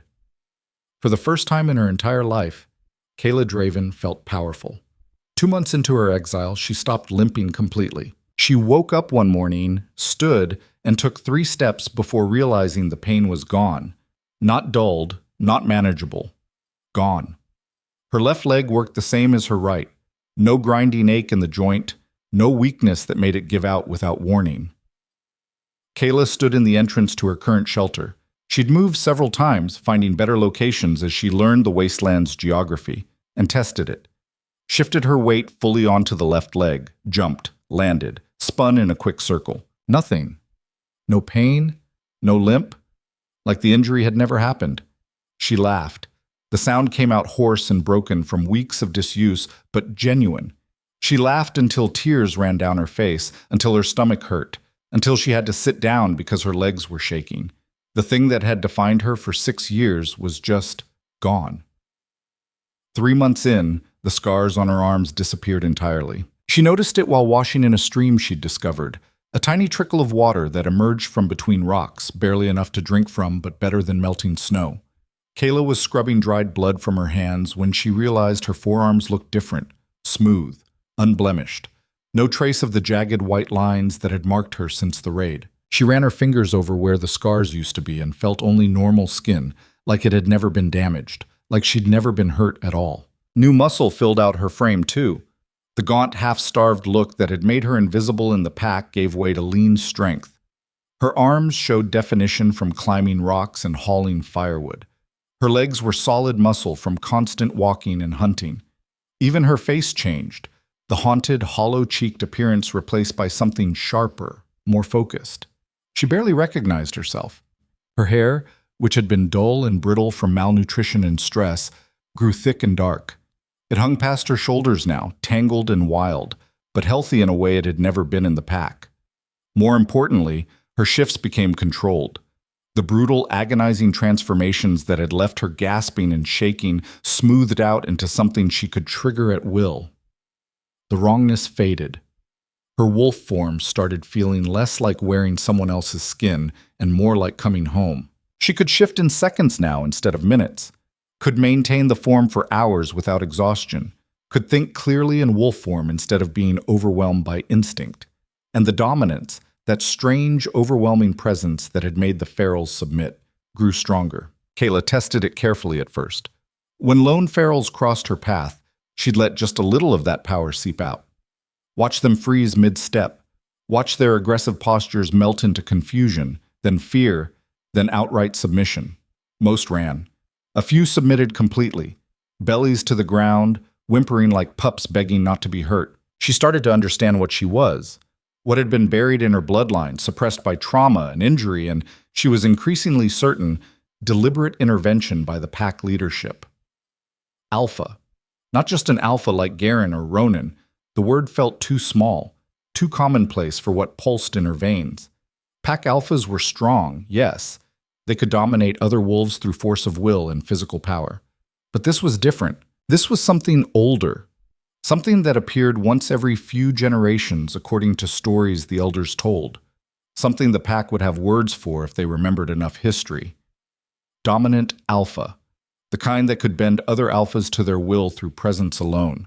The kind that upset established hierarchies just by existing. The kind that packs feared because they couldn't be controlled, couldn't be predicted, couldn't be managed like normal wolves. No wonder they'd been so quick to throw her away. No wonder Ronan had rejected her so viciously, so publicly. They must have known. On some instinctive level, the pack leadership must have sensed what she could become. And they'd done everything in their power to make sure she never realized it. The injury that wouldn't heal, the suppression of her wolf, the constant reinforcement that she was weak, broken, worthless, the exile disguised as rejection. It hadn't been chance, it had been fear. Kayla stood on a rocky outcrop overlooking miles of frozen wasteland, wind whipping her dark hair around her face, and felt fury settle into her bones like old friends getting reacquainted. They'd known. They'd crippled her on purpose, kept her weak deliberately, and then thrown her away when the fated bond threatened to expose what she really was, to give her the status and protection that would make it harder to keep her suppressed. They made a mistake, she said to the empty wasteland. Her wolf rumbled agreement deep in her chest. The sound that came out of Kayla's throat was half laugh, half growl. Dark amusement at the irony. They'd exiled her to destroy her. Instead, they'd freed her to become everything they'd feared.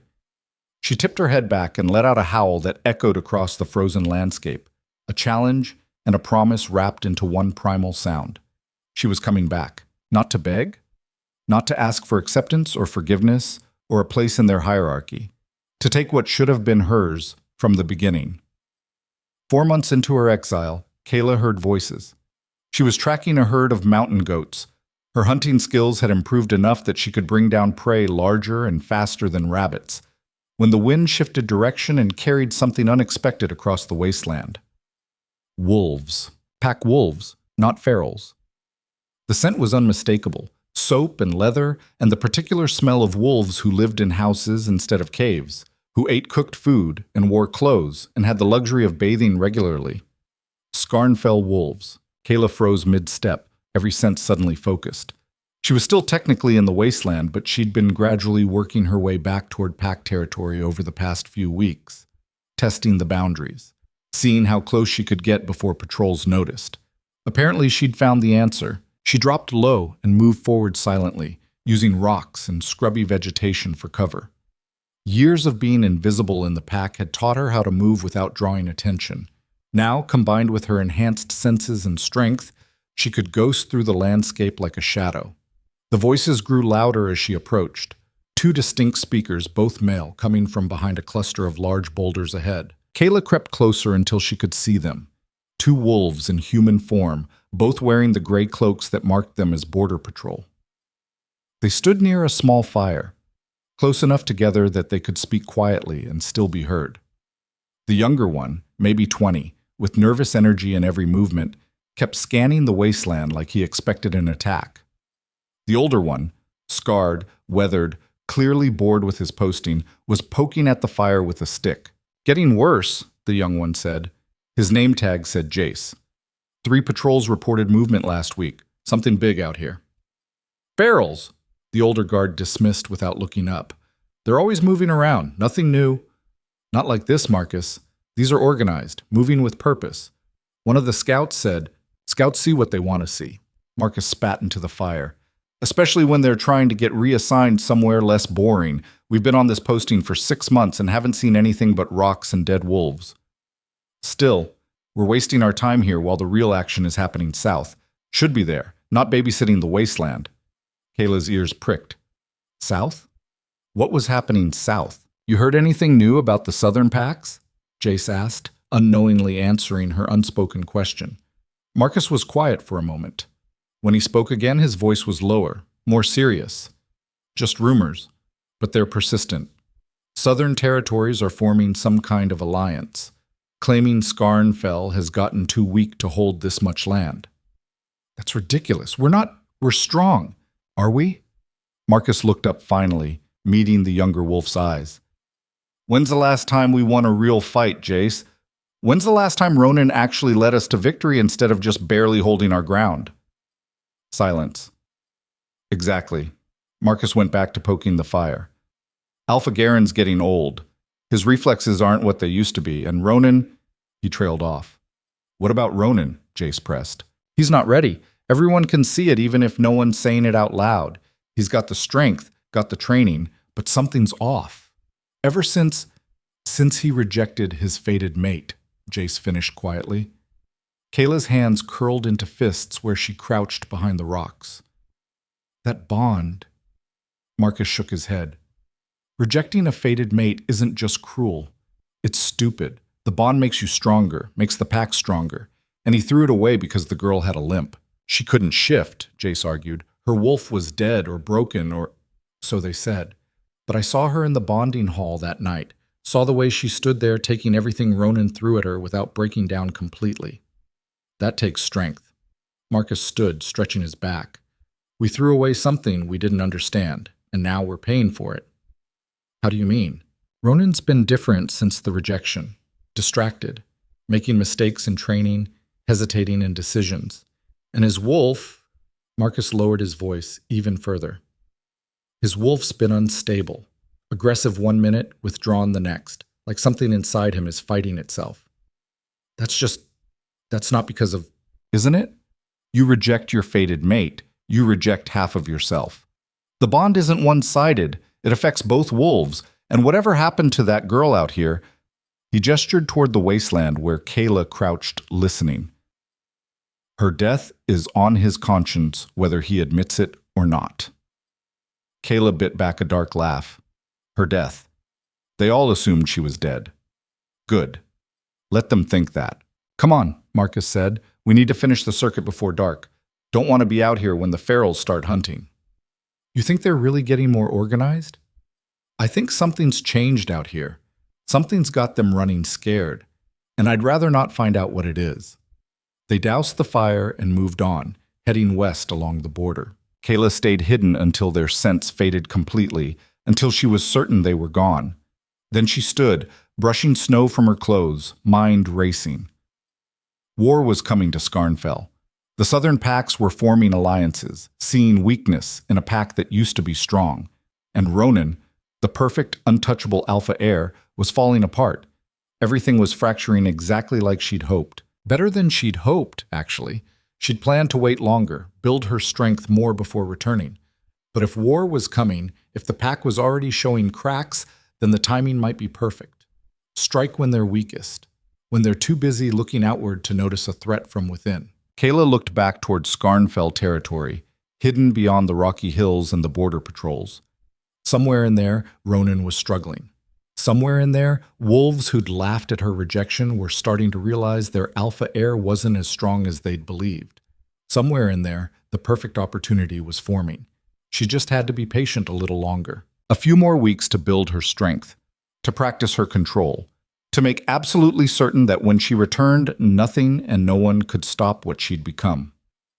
Then she'd go home and show them what they'd created when they threw her away.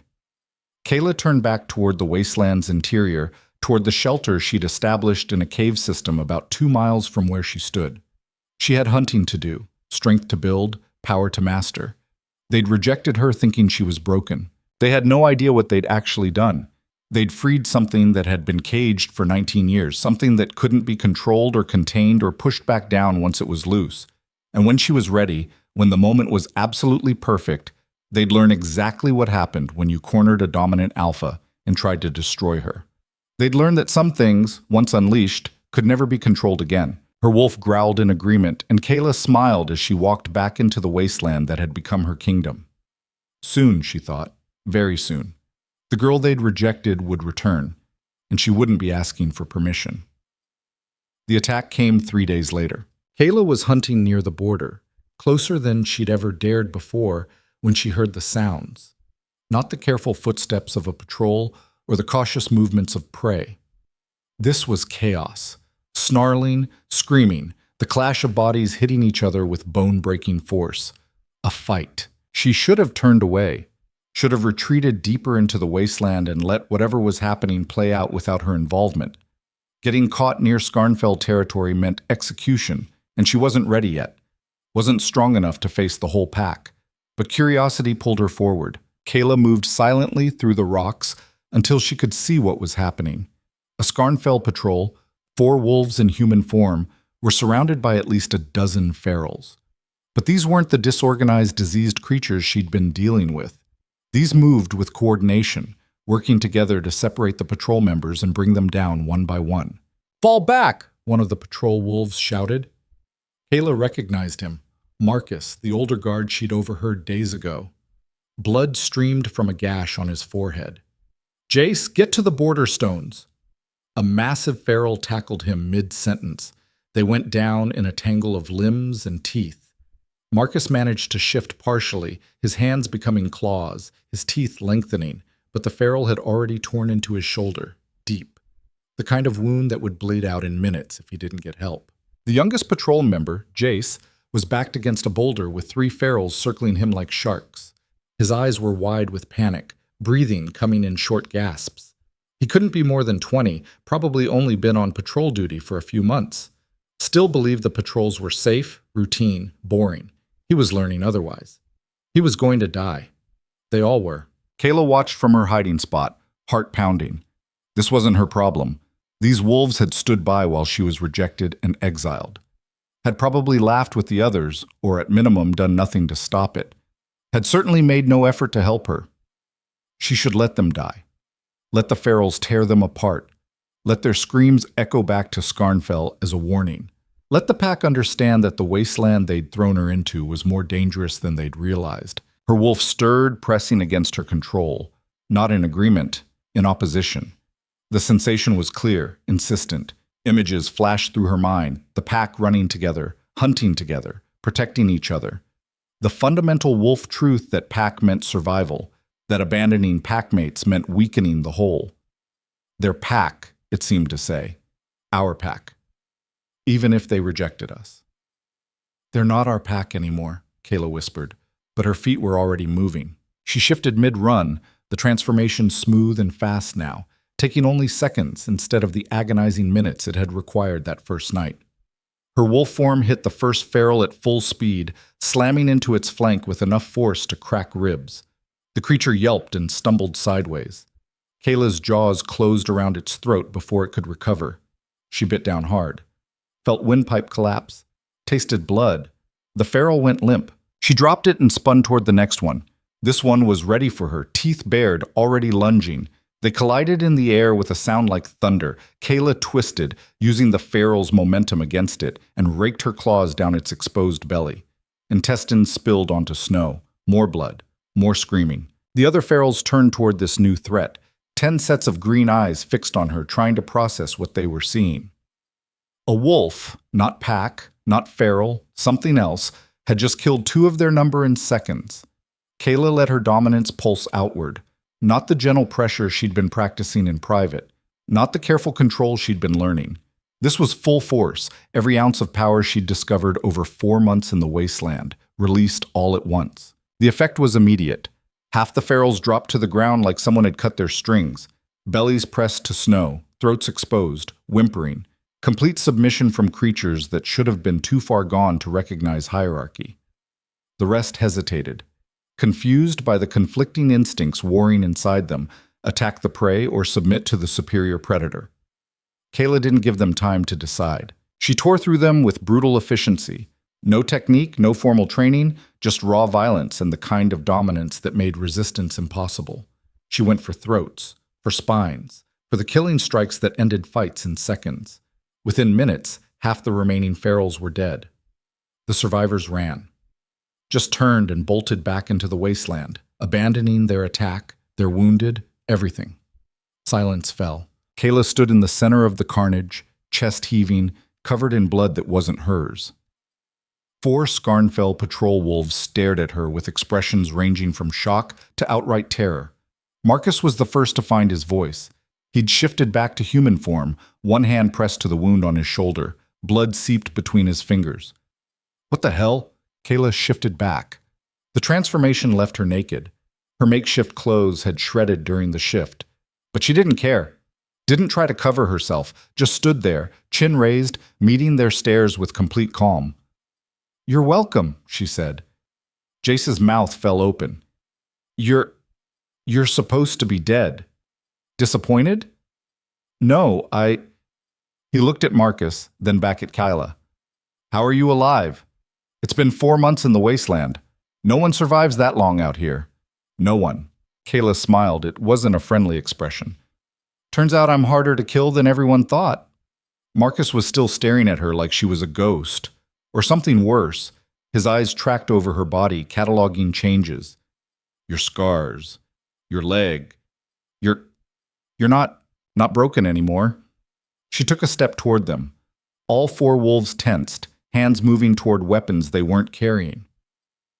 Funny what happens when you stop being suppressed, when you stop being crippled deliberately, when you finally let out what's been buried your whole life. "We didn't save it." Kayla cut him off with a gesture. "I don't need your explanations. I don't want your guilt. I just saved your lives. You can repay me by forgetting you saw me." "We can't do that," another patrol member said. Female, maybe 30, with a scar across her cheek and gray eyes that had seen too much violence. "You're exiled. There are protocols. If we don't report—" "Protocols?" Kayla laughed. The sound was dark, humorless. "You mean the protocols that say you report back to Alpha Garen, that the broken girl he threw away just saved your entire patrol single-handedly?" "Yeah, that'll go over well, especially when you have to explain how I killed a dozen coordinated ferals by myself while 4 trained warriors were getting slaughtered." Silence. The female wolf's jaw tightened. She looked away first. Marcus wiped blood from his eyes with his free hand, still studying Kayla with an intensity that made her wolf stir. "What are you? What did you become out here?" "I'm what you made me." Kayla held his gaze without flinching. "I'm what happens when you take someone's power away and then give them every reason in the world to get it back. Now go back to your patrol routes and pretend this never happened. Because if you report this, if you bring wolves out here looking for me, I won't save you next time. I'll let the ferals have you. Or worse, I'll help them." She turned and walked away, heading back toward the wasteland interior. "Wait!" Jace called after her. His voice cracked on the word. Kayla paused but didn't turn around. "Why did you help us?" "After everything, after what Ronan did, what the pack did, why would you help us?" "Good question." Kayla wasn't entirely sure of the answer herself. Maybe because they were the first pack wolves she'd seen in months and some buried part of her still remembered being one of them. Maybe because her wolf had insisted and she was still learning to trust its instincts. Maybe because watching them die would have felt too much like becoming what Ronan had called her: broken, worthless, incapable of contributing anything. Or maybe she just wasn't ready to let go completely. Wasn't ready to sever the last thread connecting her to the only home she'd ever known, even if that home had rejected her. "Don't mistake this for forgiveness," she said over her shoulder. "I helped you because those ferals were getting too organized, too dangerous. If they're hunting in coordinated packs now, that's a problem for everyone. Consider it pest control, not rescue." She shifted back to wolf form and disappeared into the rocks before they could respond. But as she ran, putting distance between herself and the patrol, Kayla couldn't shake the feeling that something had fundamentally changed. That stepping out of the shadows, revealing herself to pack wolves, had started a countdown she couldn't stop. They would talk. No matter what they promised, no matter how scared they were, no matter what protocols said about keeping exiles secret, they would talk. People always talked. And word would spread through Scarnfell like wildfire.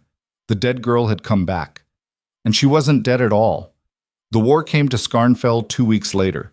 Kayla heard about it the same way she heard everything now, through careful eavesdropping on patrol routes, on hunting parties, on supply runs.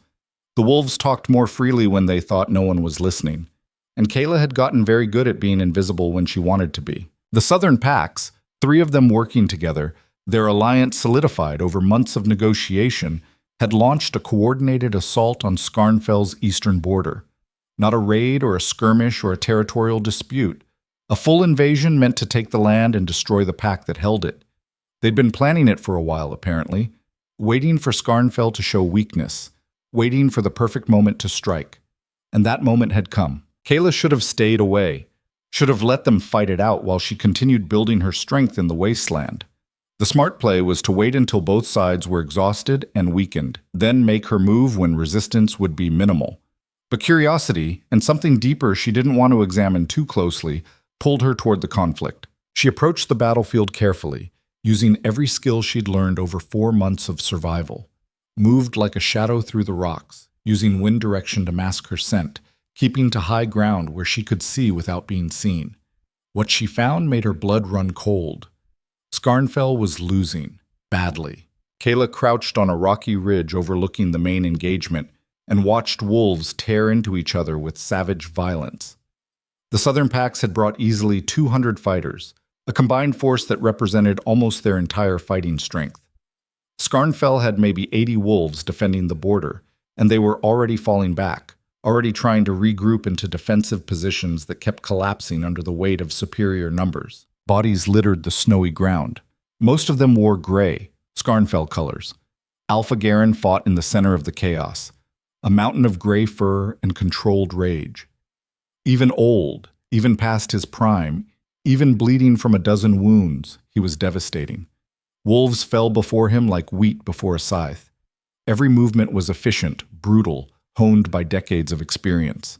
He'd killed at least 10 enemies that Kayla could count, maybe more. But he couldn't be everywhere at once. His pack was being overwhelmed on all sides.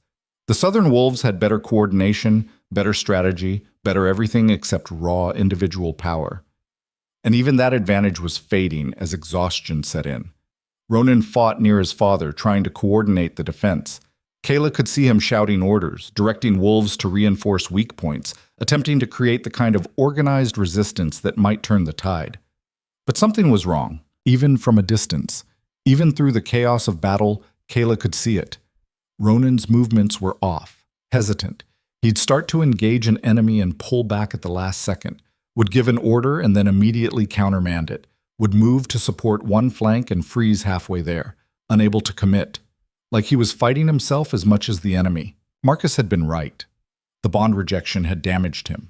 Damaged him in ways that went deeper than physical wounds, that affected his ability to function as an alpha when his pack needed him most. "Push forward," Garen's voice boomed across the battlefield, somehow cutting through the noise. "Don't let them split our formation." One of the southern alphas, a massive black wolf with scars crisscrossing his muzzle, hit him from the side. They went down together in a blur of fur and teeth and violence. The impact alone would have killed a smaller wolf. Garen rolled with it, came up snarling, but 2 more southern fighters immediately piled on, taking advantage of the opening. 3 on 1. Even for an alpha of Garen's caliber, those weren't good odds. Ronan saw it happen. Kayla watched him turn toward his father, watched the calculations run through his mind, watched him start to move and freeze. Just stopped mid-step like someone had hit pause. Stood there while 3 wolves tried to kill his father. Stood there like he couldn't decide what to do, couldn't make his body obey, couldn't function under the pressure. The hesitation lasted maybe 3 seconds. It was enough. One of the southern wolves, lean and fast, younger than the others, got past Garen's guard and bit down on his throat. Not a killing blow, not yet, but close. Too close. Blood sprayed across white snow in an arc that Kayla could see from a ridge. Garen roared, threw off his attackers through sheer force of will, but the damage was done. He was hurt. Badly. The kind of throat wound that would weaken him, slow him down, make every breath a struggle. Something in Ronan seemed to break. He lunged forward finally, way too late, and threw himself into the fight with desperate, sloppy movements that left him completely open to counterattacks. No strategy, no technique, just panic and guilt driving him forward. A southern wolf caught him across the ribs with claws extended. Another hit his shoulder. A third went for his legs, trying to hamstring him. Kayla watched the alpha heir get torn apart by wolves who would have submitted to him 6 months ago, before the rejection, before he'd damaged himself by refusing his fated mate, before he'd broken something fundamental in his own wolf that left him unable to function when it mattered most. She should have felt satisfied, vindicated. This was exactly what she'd wanted, wasn't it? Ronan's suffering, the pack that rejected her falling apart. Everything they'd built crumbling because they'd thrown away something they didn't understand. Instead, she felt her wolf surge with fury. Not at Ronan, not at the pack, at the southern wolves tearing into her territory. Her pack. Our mate, the wolf insisted. Bond broken, but not gone. Still ours. Still pack. Move. He's not our mate, Kayla said through gritted teeth. He rejected us. Remember? Publicly. Viciously. He doesn't get to be ours anymore. Bond doesn't care about rejection. Bond is blood and bone and soul. Can't be severed completely no matter what words were spoken. Pack in danger. Territory threatened. Mate dying. Move now. Kayla's hands curled into fists hard enough that her nails drew blood. Every logical part of her brain screamed to stay hidden, to let them destroy each other, to wait until they were all weak and broken before she revealed herself and took what she wanted from the ruins. But her wolf was done waiting, done hiding, done being patient while their pack, rejected or not, hostile or not, was slaughtered in front of them. And maybe a small part of Kayla was done too. Done pretending she didn't care. Done acting like the rejection had killed every connection to the only home she'd ever known. She'd wanted to make them regret throwing her away. Hard to do that if they were all dead. Kayla stood up from her hiding spot, walked to the edge of the ridge where every wolf on the battlefield could see her if they just looked up, and let her dominance explode outward like a bomb detonating. The effect was immediate and absolutely devastating. Every wolf on the battlefield, all 280 of them, Scarnfell and southern packs alike, froze mid-motion. Attackers stopped attacking. Defenders stopped defending. Wolves in mid-leap fell to the ground. Claws that were a second away from killing blows pulled back involuntarily. All of them turned toward the ridge where Kayla stood, silhouetted against the gray sky, and felt the weight of true alpha dominance crash down on them like a physical force. Not the normal kind that pack alphas wielded. The dominance that came from strength and position and earned respect. This was something else entirely. Something primal and overwhelming and ancient that bypassed conscious thought and went straight to the animal brain that understood hierarchy on an instinctive level. This was the dominance of a predator so far above them in the food chain that resistance wasn't just futile, it was impossible. Kayla shifted. The transformation was smooth, controlled, powerful. No pain, no hesitation, just a fluid change from one form to another. When she stood in wolf form on that ridge, she was massive, easily twice the size of any normal wolf on the battlefield. Her fur was black as midnight, so dark it seemed to absorb light. Her eyes glowed gold with power that shouldn't exist in one so young, so new to shifting. Dominant alpha, the kind the old stories talked about but no one had seen in 3 generations. The kind that could break other alphas just by existing near them. The kind that packs feared more than war, more than famine, more than anything except maybe extinction itself. She threw her head back and howled.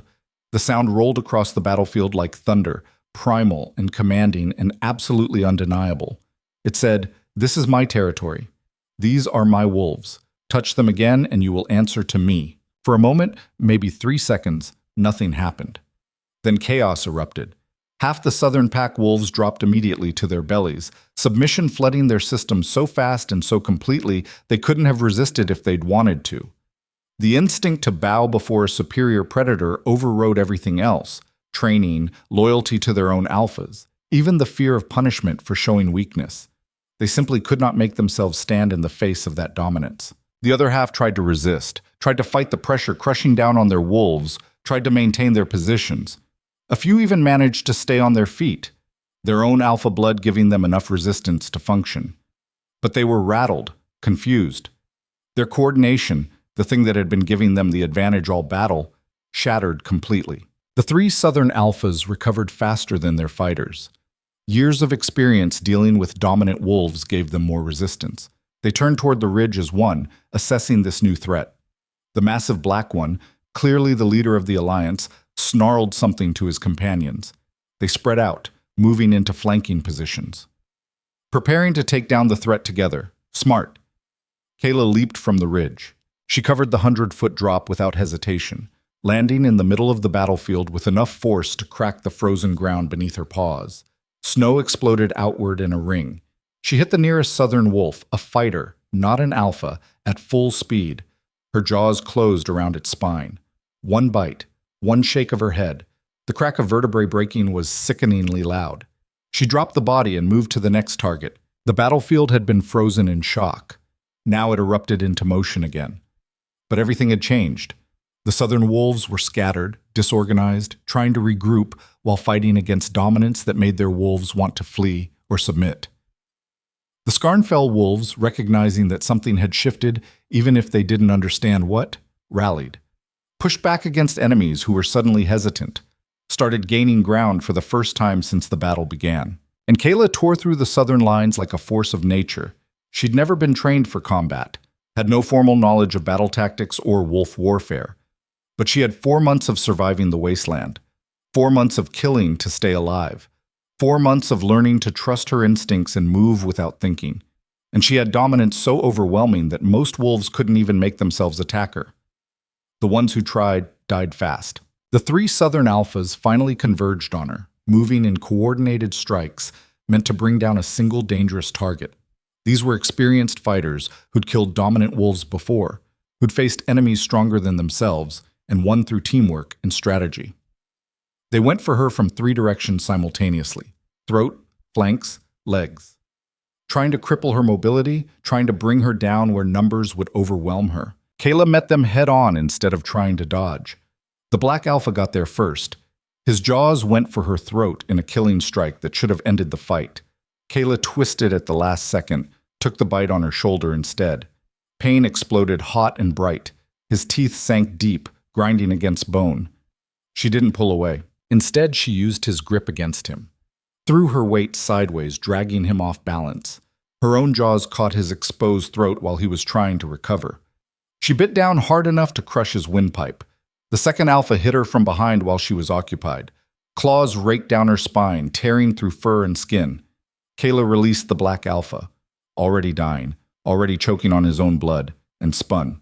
Too slow. The third alpha caught her hind leg, teeth sinking in above the joint. The same leg that had been injured for 6 years, that had only recently healed.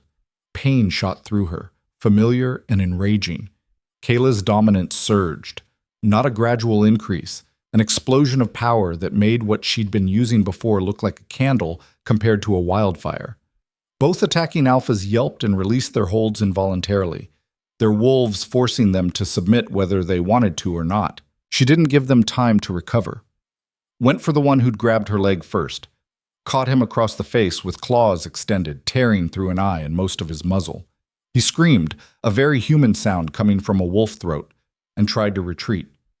Kayla's jaws closed on his spine between the shoulders, bit down until she felt vertebrae separate. He dropped, paralyzed. The last alpha, the one who'd raked her back, finally found his courage, charged at her while she was finishing his companion.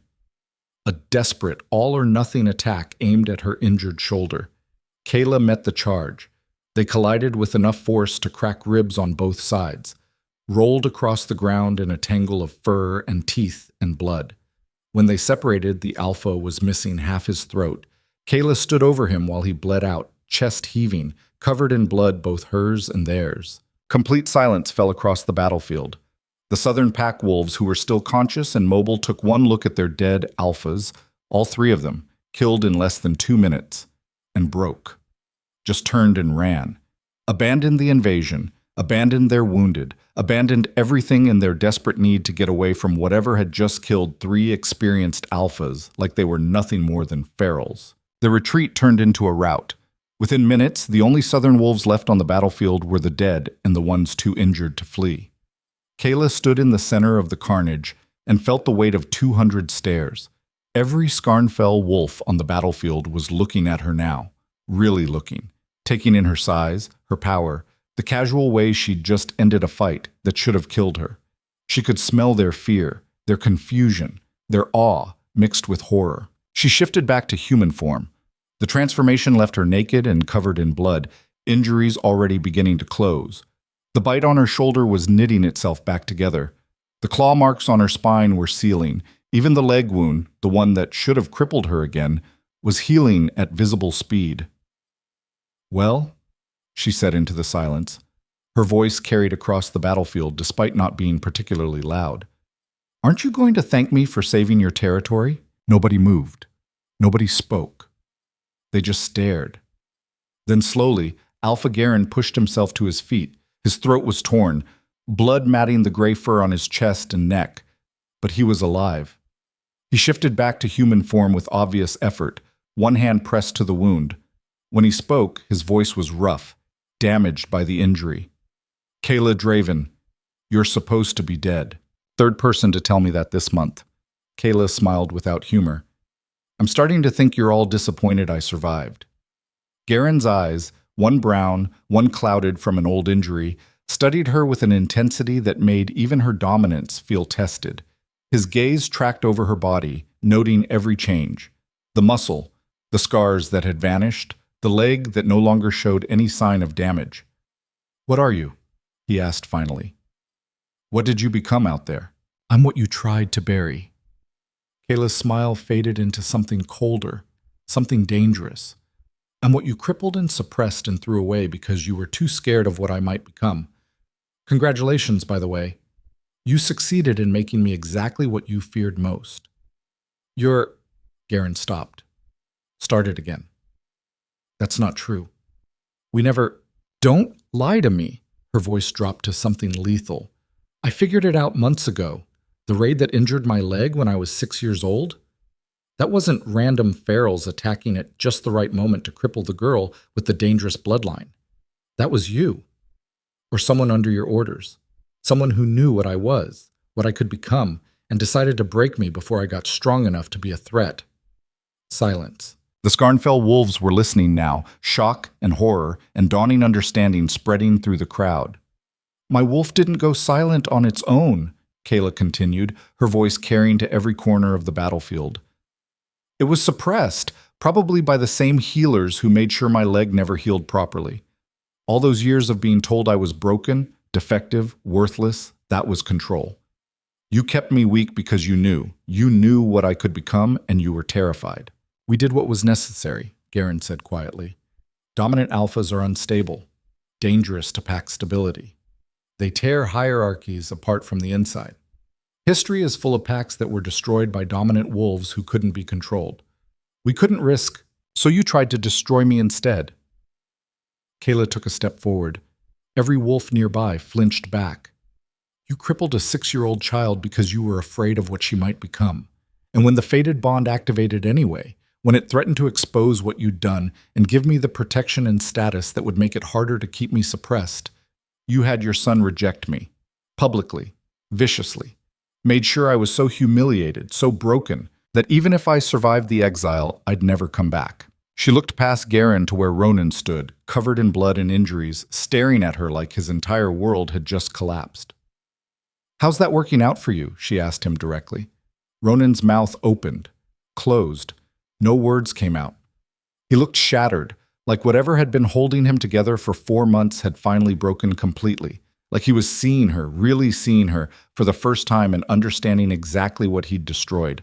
"The bond rejection damaged him," someone said from the crowd. One of the elders, Morvath, the ancient one who'd presided over the ceremony. His clouded eyes were wet with something that might have been tears. "He hasn't been the same since that night. None of us understood why until now. Until we see you standing here and realize what the bond was trying to tell us." "Trying to tell you I was strong?" Kayla laughed bitterly. "The bond knew. My wolf knew. Every instinct in your bodies probably knew. But you ignored it all because accepting me would have meant giving up control." She turned in a slow circle, making sure every wolf present could see her, could feel her dominance, could understand exactly what they were dealing with. "Here's what's going to happen," she said. "I'm going to walk into Skarnfell territory. I'm going to go straight to the pack center, and every single wolf who wants to challenge what I am, what I've become, what I'm claiming, you can try to stop me." "Kayla," Garen started. "Or," she continued over him, "you can get out of my way and let me take what should have been mine from the beginning. You can't just... We have laws, traditions. A hierarchy that you had those things. Kayla's eyes flashed gold. Before you broke them. You broke sacred law when you orchestrated a fated mate rejection. You broke tradition when you deliberately crippled a child to maintain control. You broke every rule that actually matters. She started walking, directly toward the pack center, toward Skarnfell's heart. Wolves scrambled out of her path like she was on fire. Even wounded warriors dragged themselves aside rather than block her way. The dominance rolling off her made resistance impossible for anyone below alpha rank, made it nearly impossible for alphas too. "Stop her," Garen ordered. Nobody moved. "I said stop her!" His alpha command cracked across the battlefield like a whip. A few wolves tried to obey, tried to step into her path, to form a barrier, to do what their alpha commanded.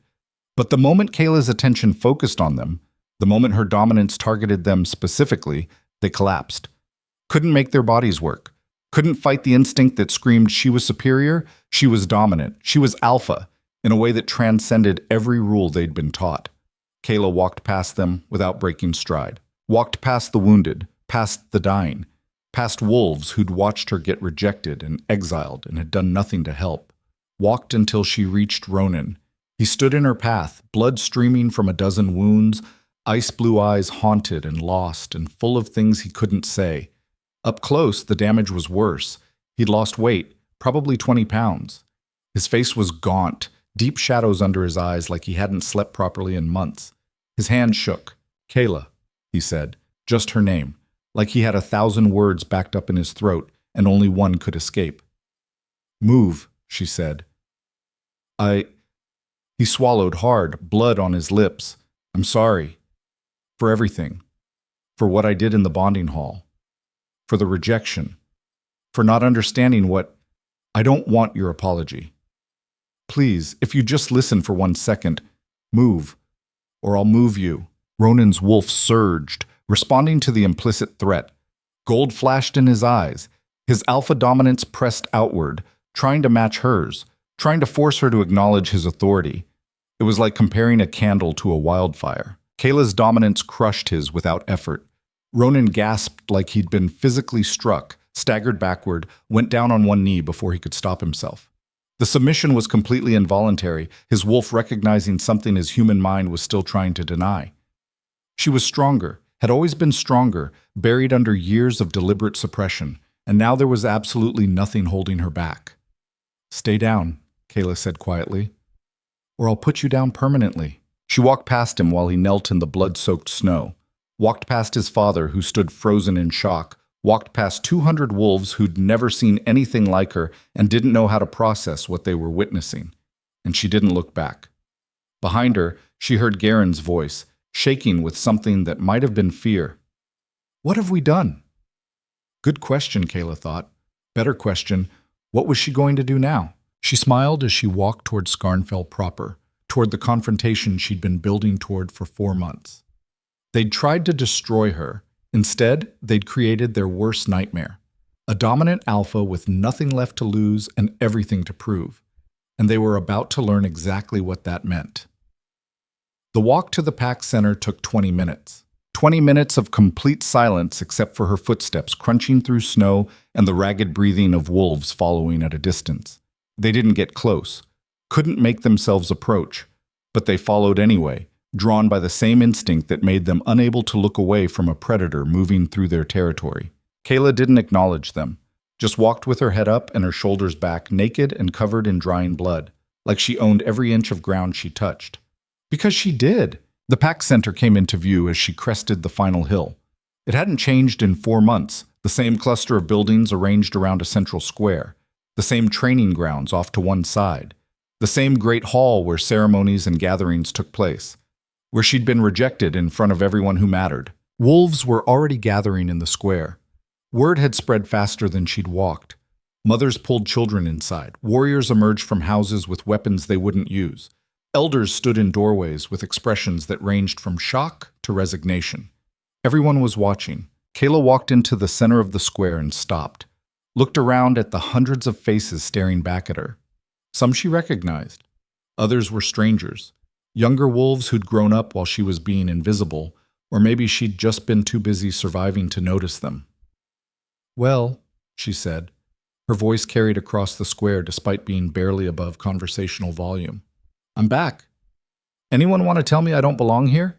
Nobody spoke. No? Kayla turned in a slow circle. Because 4 months ago, you were all very vocal about how I didn't deserve to be here. How I was weak, broken, unworthy of the Kael bloodline. I seem to remember a lot of laughing. A few wolves looked away. Others shifted uncomfortably. So what changed? She stopped turning, fixing her gaze on the crowd. Did I suddenly become worthy? Or are you just scared now that you realize what you threw away? You can't be here, a voice said from the crowd. One of the warriors, Kayla didn't know his name.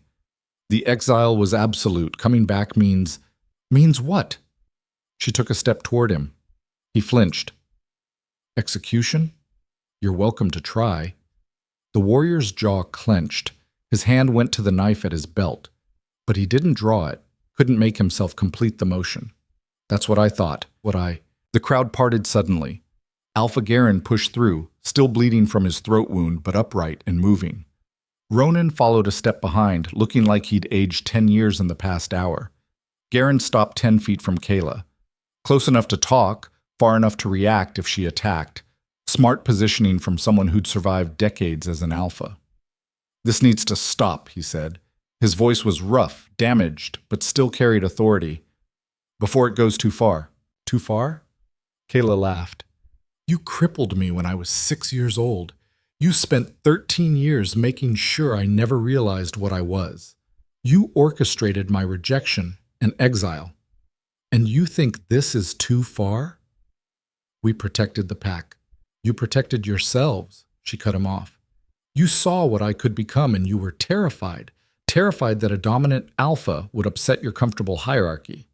So you decided to destroy a child instead of dealing with the inconvenience. Murmurs rippled through the crowd, wolves looking at each other, putting pieces together. Is it true? Someone asked. An older woman, maybe 50. Did you really hurt her deliberately? Garen's silence was answer enough. The murmurs grew louder. Angry now.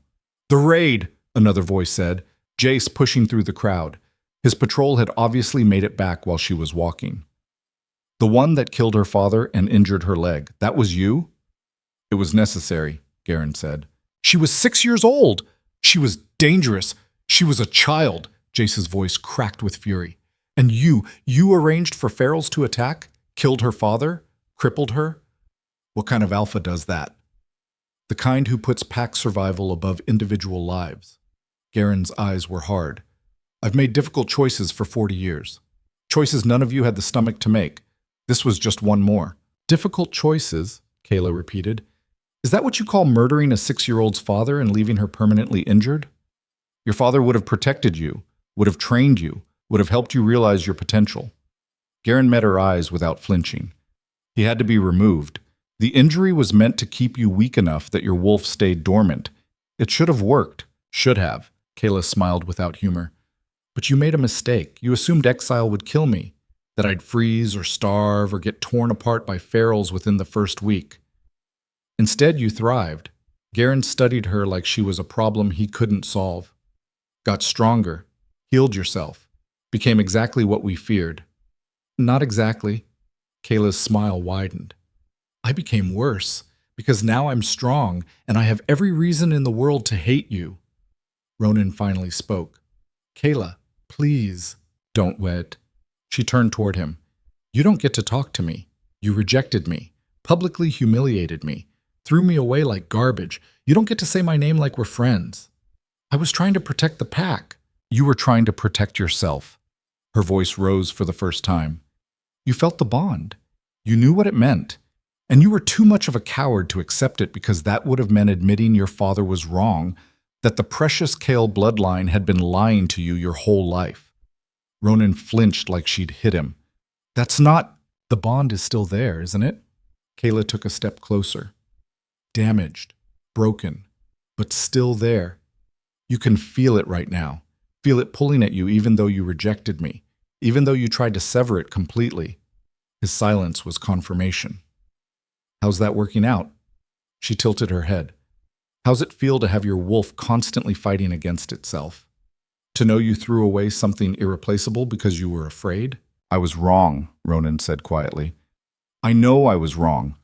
I've known for months. Please, if you'd just what? Forgive you? Kayla laughed. Take you back? Fix what you broke? I don't expect forgiveness. He swallowed hard. I need you to know I'm sorry, that I understand what I did, that if I could take it back, you'd still reject me. Kayla's voice went flat. Because you're still your father's son, still more afraid of change than you are of being wrong. The only difference now is you've seen the consequences and you don't like them. She turned away from him, addressing the crowd instead. Here's what's going to happen. Your alpha deliberately crippled and exiled a member of his own pack.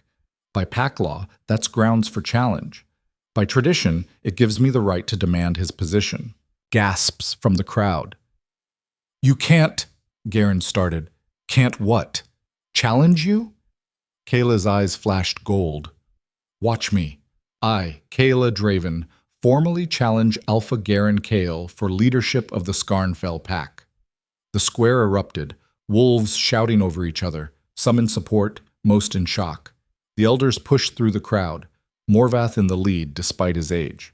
This is irregular, he said. A challenge requires what?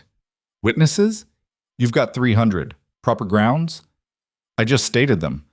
Or are you going to claim that deliberately injuring a pack member isn't grounds for challenge? Morvath's mouth opened, closed. He looked at Garen. It's true then, another elder said. A woman Kayla vaguely recognized. You really did arrange the raid? Garen said nothing. Answer her, someone shouted from the crowd. The pack needed protection. From a 6-year-old! The female elder's voice shook with rage. You violated every principle we stand for, every law about protecting the young. I did what was necessary. Garen's alpha command cracked across the square. I've kept this pack alive for 40 years, fed you through famines, led you through wars, protected you from threats you didn't even know existed. And yes, that meant making choices you wouldn't have the strength to make yourselves. Choices like killing pack members, Kayla asked, like crippling children, like arranging for your son to reject his fated mate. The bond would have destroyed us. The bond would have made us stronger. She let her dominance pulse outward. Half the crowd dropped to their knees. And you knew it. That's why you were so afraid. Because a bonded pair with one dominant alpha would have had more power than you, would have threatened your control, so you orchestrated the rejection to maintain your position. More murmurs. Angry now, understanding spreading through the pack like wildfire. Is that true? Jace demanded. Did you force Ronan to reject her? All eyes turned to the alpha heir. Ronan stood frozen, caught between his father and the pack, unable to lie and unable to tell the full truth without destroying what was left of his father's authority. He didn't force me, Ronan said finally, but he convinced me, told me it was for the good of the pack, that accepting a weak mate would make us vulnerable. I believed him. I was protecting you. You were using me, Ronan's voice cracked. You saw the bond forming and you panicked. Told me every horror story about dominant alphas, every cautionary tale about unstable wolves, made me terrified of what she might become. So when the ceremony came, I did what you wanted. I rejected her. He looked at Kayla. And it's been destroying me ever since, every day, every hour, feeling the bond trying to repair itself and knowing I was the one who broke it.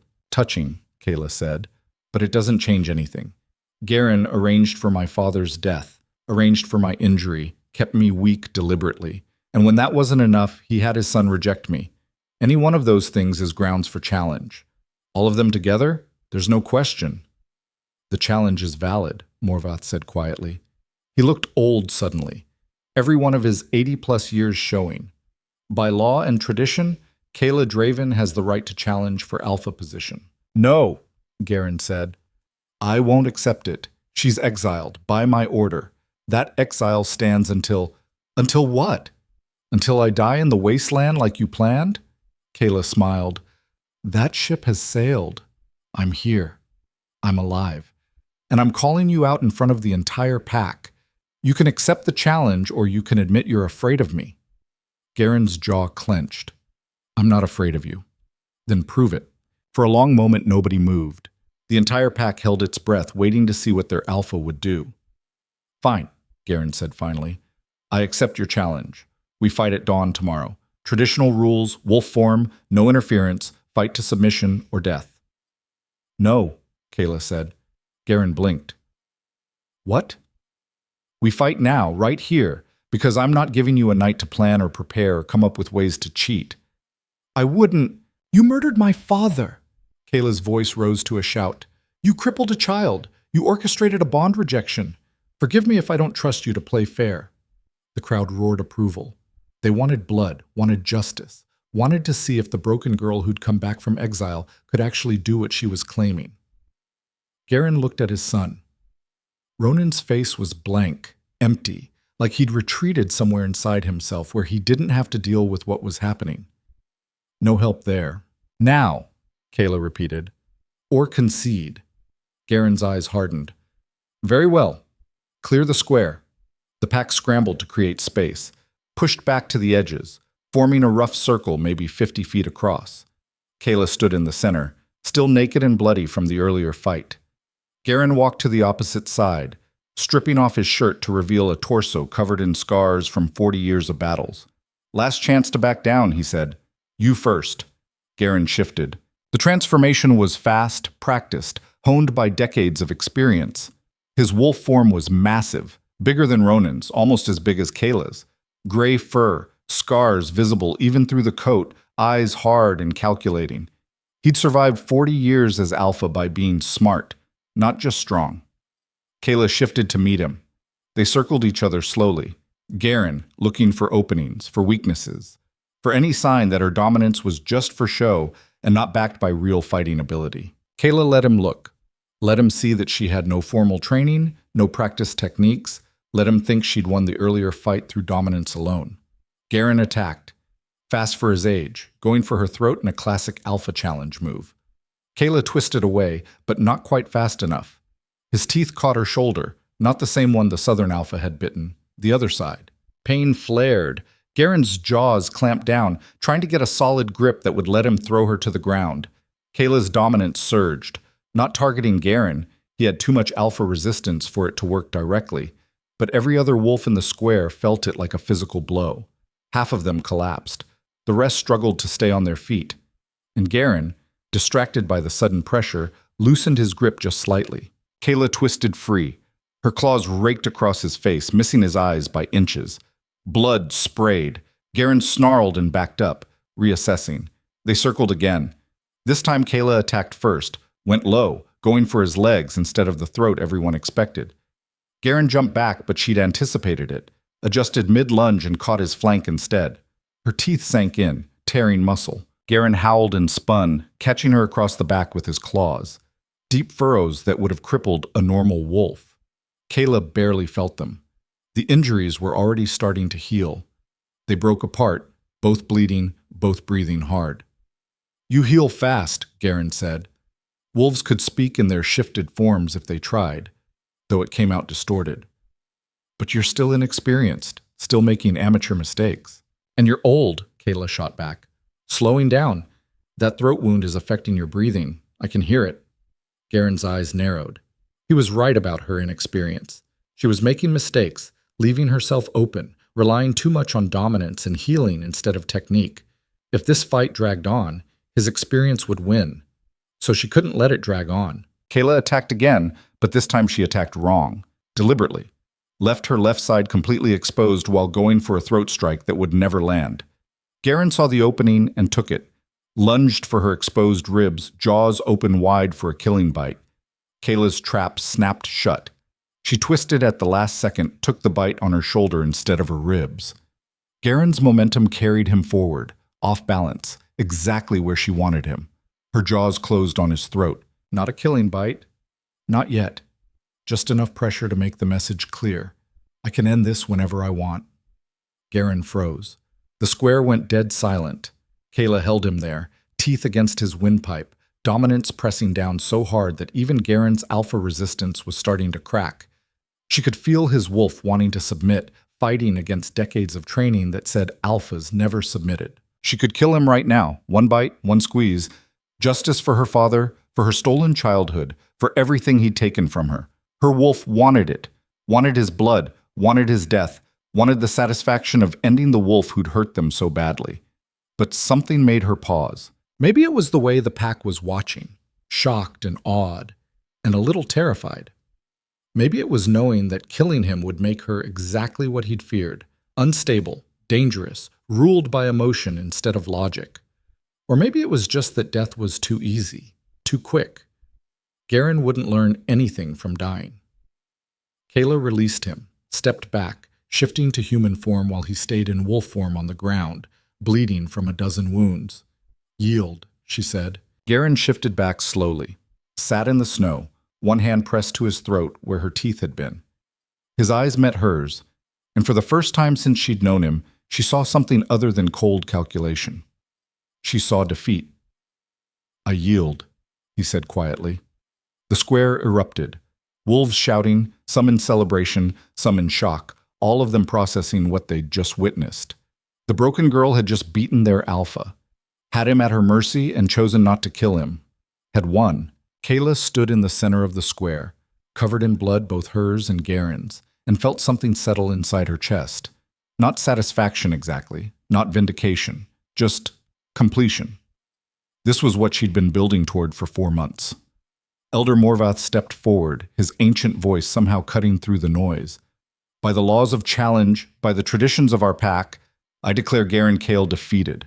He paused. "Kayla Draven is the new alpha of Skarnfell." More shouting, louder now. Some wolves dropped to their knees immediately. Others looked uncertain, glancing between Kayla and Garen, like they couldn't quite process the shift in power. A few looked ready to challenge her themselves. Kayla let her dominance pulse outward one more time, not attacking, not forcing submission, just reminding them what she was, what she could do if they pushed her. One by one, the uncertain wolves knelt, then more. Within a minute, every wolf in the square except Garen and Ronan had submitted. "Ronan," someone called from the crowd, "you going to accept this?" All eyes turned to the former alpha heir. He stood off to the side, looking like he wanted to be anywhere else. His ice blue eyes moved from Kayla to his father to the kneeling pack and back again. He started. Stopped. "I don't know." "The position should be yours," Garen said roughly. "You're my heir. The pack is yours by right." "Right?" Kayla laughed. "He has no rights here. He rejected his fated mate, damaged his own wolf, can barely function as an alpha anymore. You want to give him leadership? Watch the pack fall apart in a month." "He's still stronger than what? Than me?" Kayla walked toward Ronan. "Want to test that theory?" Ronan backed up a step. His wolf recoiled from her dominance like she was made of fire. "That's what I thought." She turned back to the pack. "Here's how this works. Garen is stripped of his alpha position effective immediately. Ronan is stripped of his heir status for his role in orchestrating my exile. You can't just..." Garen started. "I can. I won. That's how challenges work." Kayla's eyes were hard. "You spent 40 years making hard choices. Now you get to live with someone else's." She addressed the pack again. "Garen and Ronan will remain in the pack, but with no authority. They'll be treated like any other members. No special privileges, no automatic respect. They earn their place through their actions, just like everyone else has to." Murmurs of approval from the crowd. "As for the rest of you," Kayla continued, "things are going to change. No more crippling children because you're afraid of what they might become. No more orchestrating rejections. No more sacrificing pack members to maintain control. We're going to be better than that." "And if we disagree?" someone asked. One of the older warriors.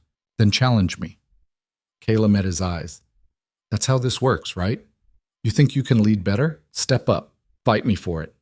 I'll even give you until tomorrow to prepare, which is more courtesy than I got." The warrior looked away first. "Anyone else?" Kayla turned in a circle. "Anyone want to challenge the broken girl? The one you all laughed at 4 months ago?" Silence. "Good." She looked at Morvath. "Make it official. Whatever ceremony or ritual you need to do." The ancient elder nodded slowly. "By the power vested in me as the keeper of traditions, I recognize Kayla Draven as Alpha of the Skarnfell pack. Let all wolves present bear witness." We witness, the pack said in unison. The words came out ragged, uncertain from some, enthusiastic from others, but they came. It was done. Kayla stood in the center of the pack square, the new alpha of Skarnfell, and waited to feel something: triumph, satisfaction, the sweet taste of revenge. Instead, she just felt tired. She'd won. She'd taken everything from the wolves who'd tried to destroy her. She'd proven them wrong about her being weak, broken, unworthy. And somehow it still wasn't enough. Maybe because winning through dominance wasn't the same as winning their respect. Maybe because being feared wasn't the same as being accepted. Maybe because she'd spent 4 months becoming exactly what they'd feared, and now she didn't know how to be anything else. Kayla. Ronan's voice was quiet. Can we talk? Please. She looked at him, really looked, saw the damage the rejection had done, the guilt eating him alive, the desperate need for some kind of forgiveness he didn't deserve. No, she said. I just need to... I don't care what you need. Her voice was flat. You made your choice 4 months ago. You chose your father over the bond, chose the pack's approval over doing what was right. You don't get to feel better by apologizing now. Ronan's face crumpled. I know I don't deserve forgiveness. I know I can't fix what I broke, but please just go home, Ronan. Kayla turned away from him. Go process what just happened. Mourn your lost position. Figure out who you are when you're not the alpha heir, but leave me alone. She walked away before he could respond. Walked toward the alpha's house. Her house now, she supposed, while the pack parted before her. Some wolves touched their foreheads as she passed. A sign of respect, of submission, of acknowledgement. Others just stared. Kayla climbed the steps to the house and paused at the door. Turned back to look at the pack square, at the hundreds of wolves watching her, at Garen being helped to his feet by warriors who'd served under him for decades, at Ronan standing alone like he'd lost everything. She'd won. She'd taken the pack, taken the position, taken everything they'd tried to deny her. So why did it feel so hollow? Maybe because revenge, no matter how justified, never filled the holes it was meant to. Or maybe because she'd become exactly what they'd feared, dominant, powerful, unstable, and now she had to figure out what to do with that power. Kayla went inside and closed the door. Tomorrow she'd start figuring out how to lead a pack that feared her more than they respected her. Tomorrow she'd deal with the wolves who'd cheered her rejection and now had to call her alpha. Tomorrow she'd figure out what came next. But tonight she was just tired and alone and wondering if winning was supposed to feel this empty. She'd proven them wrong. She'd made them pay. She'd become the alpha no one could challenge. And somehow, it still wasn't enough. The first 3 days were a disaster. Kayla sat in what used to be Garen's office, her office now, and stared at the reports piling up on the desk. Supply shortages, border disputes, internal conflicts that had been simmering for months and were now boiling over because the old power structure had collapsed. Being alpha, it turned out, was a lot more than just winning fights. We need to address the food stores, Elder Morvath said from across the desk. He'd been helping her navigate pack bureaucracy, probably out of guilt more than loyalty. Winter's coming and we're short by at least 20%. I know. Kayla rubbed her temples. Because Garen allocated most of the hunting parties to border patrols instead of stocking up. What was he thinking? He was thinking about the southern packs. Morvath's voice was patient. The threat was real. Is real. They'll regroup eventually. Great. So we can either starve or get invaded. Fantastic options. A knock on the door interrupted them. Jace stuck his head in, looking uncomfortable. Alpha, there's a situation. Kayla's wolf stirred at the title, still not used to it. What kind of situation? The Brennan family and the Torres family are having a disagreement. About territory rights, it's getting physical. Of course it was. Kayla stood, ignoring the way her body protested. She hadn't slept properly in 3 days. Show me. The disagreement turned out to be 2 families on the verge of a full brawl in the middle of the village. Maybe 20 wolves total, circling each other with bared teeth and raised voices. My family's been hunting that section for 30 years. My family cleared it before yours even existed. Try to take it and we'll... Enough! Kayla's dominance rolled outward. Not as strong as during the challenge, She was learning to modulate it, but enough to make everyone freeze. The families turned toward her, anger shifting to uncertainty. "Someone want to explain what's happening?" Kayla asked. "And use your words, not your teeth." The Brennan patriarch stepped forward. Older wolf, maybe 60, with gray in his beard. "Alpha, the Torres family is trying to claim hunting grounds that have belonged to us for—" "That's a lie!" A younger woman from the Torres side cut him off. "Those grounds were open territory until last year when you—" "I said use your words, not shout them." Kayla looked between the families. "Here's what's going to happen. You're both going to submit a written claim to the elders with your evidence. They'll review it and make a decision. Until then, those hunting grounds are closed to everyone. Anyone caught there gets their hunting privileges suspended for a month." "But Alpha." "But nothing. We're short on food already. I'm not losing hunters because you can't share like adults." She paused. "Or would you prefer I settle this the old way? Challenge matches until someone yields?"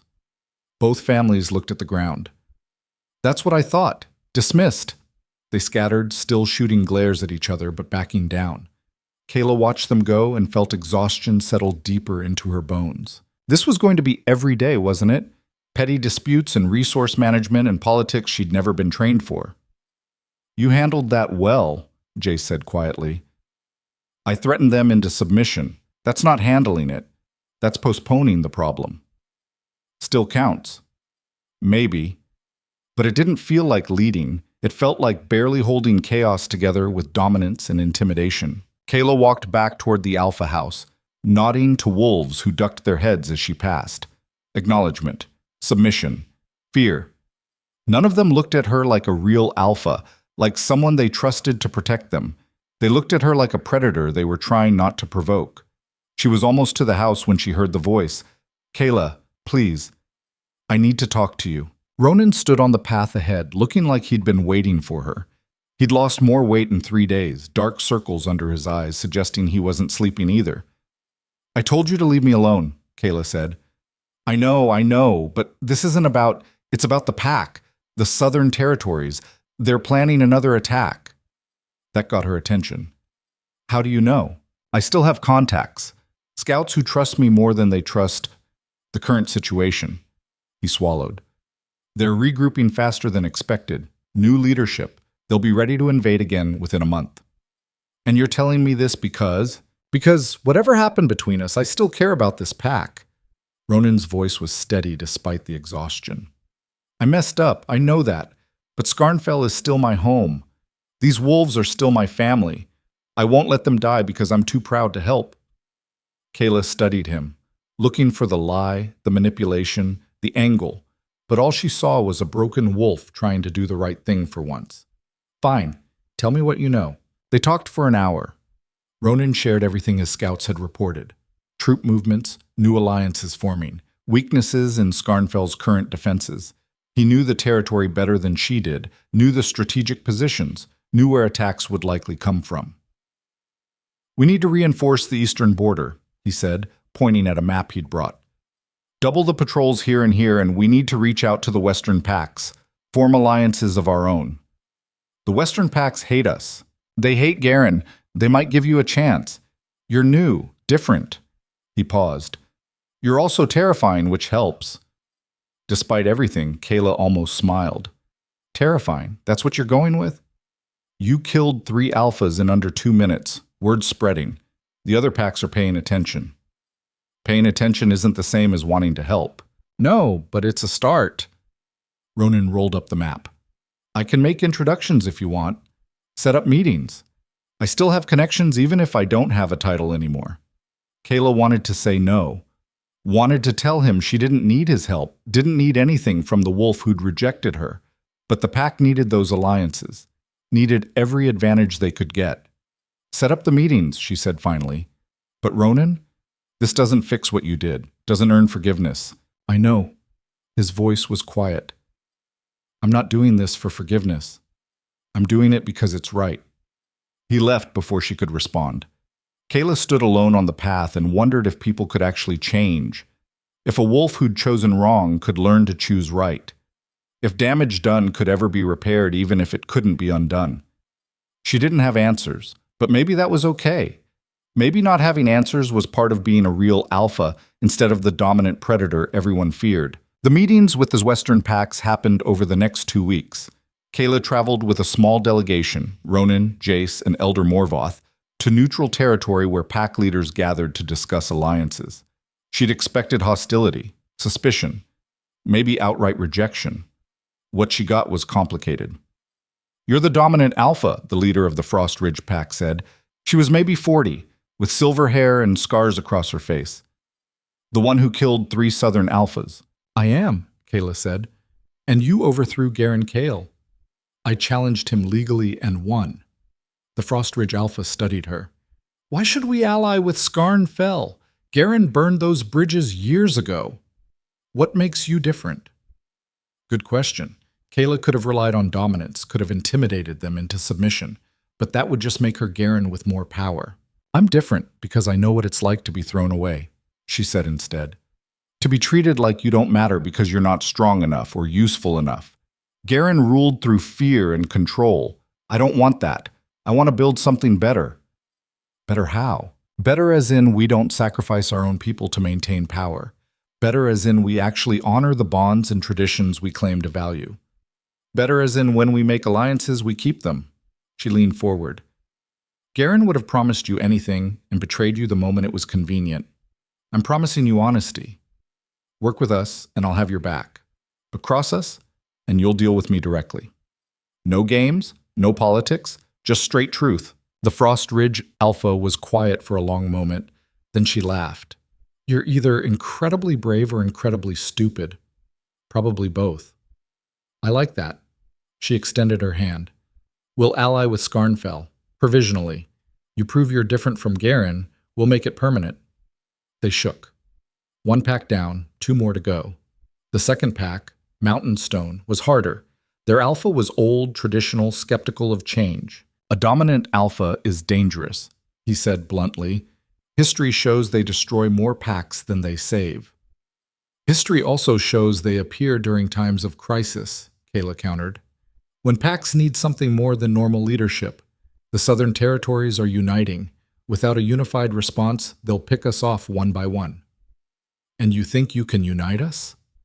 "I think I can try," which is more than Garen ever did. The Mountain Stone Alpha studied her with eyes that had seen too many wars. "You're young, inexperienced, untested beyond a few fights." "You're right, I am all those things." Kayla didn't look away. "But I'm also the wolf who survived 4 months in the wasteland that should have killed me in a week, who came back stronger than anyone expected, who won't give up just because something's hard. Survival and leadership are different skills. True, so teach me. You've been alpha for what, 30 years? You know things I don't. Help me learn instead of watching me fail." That caught him off guard. "You'd accept guidance from an outsider?" "I'd accept wisdom from anyone smart enough to offer it. Pride is what got Garen overthrown. I'd rather be smart than proud." The Mountain Stone Alpha looked at his advisors. They murmured among themselves. Finally, he nodded. "We'll ally, but I'm assigning one of my wolves to your pack.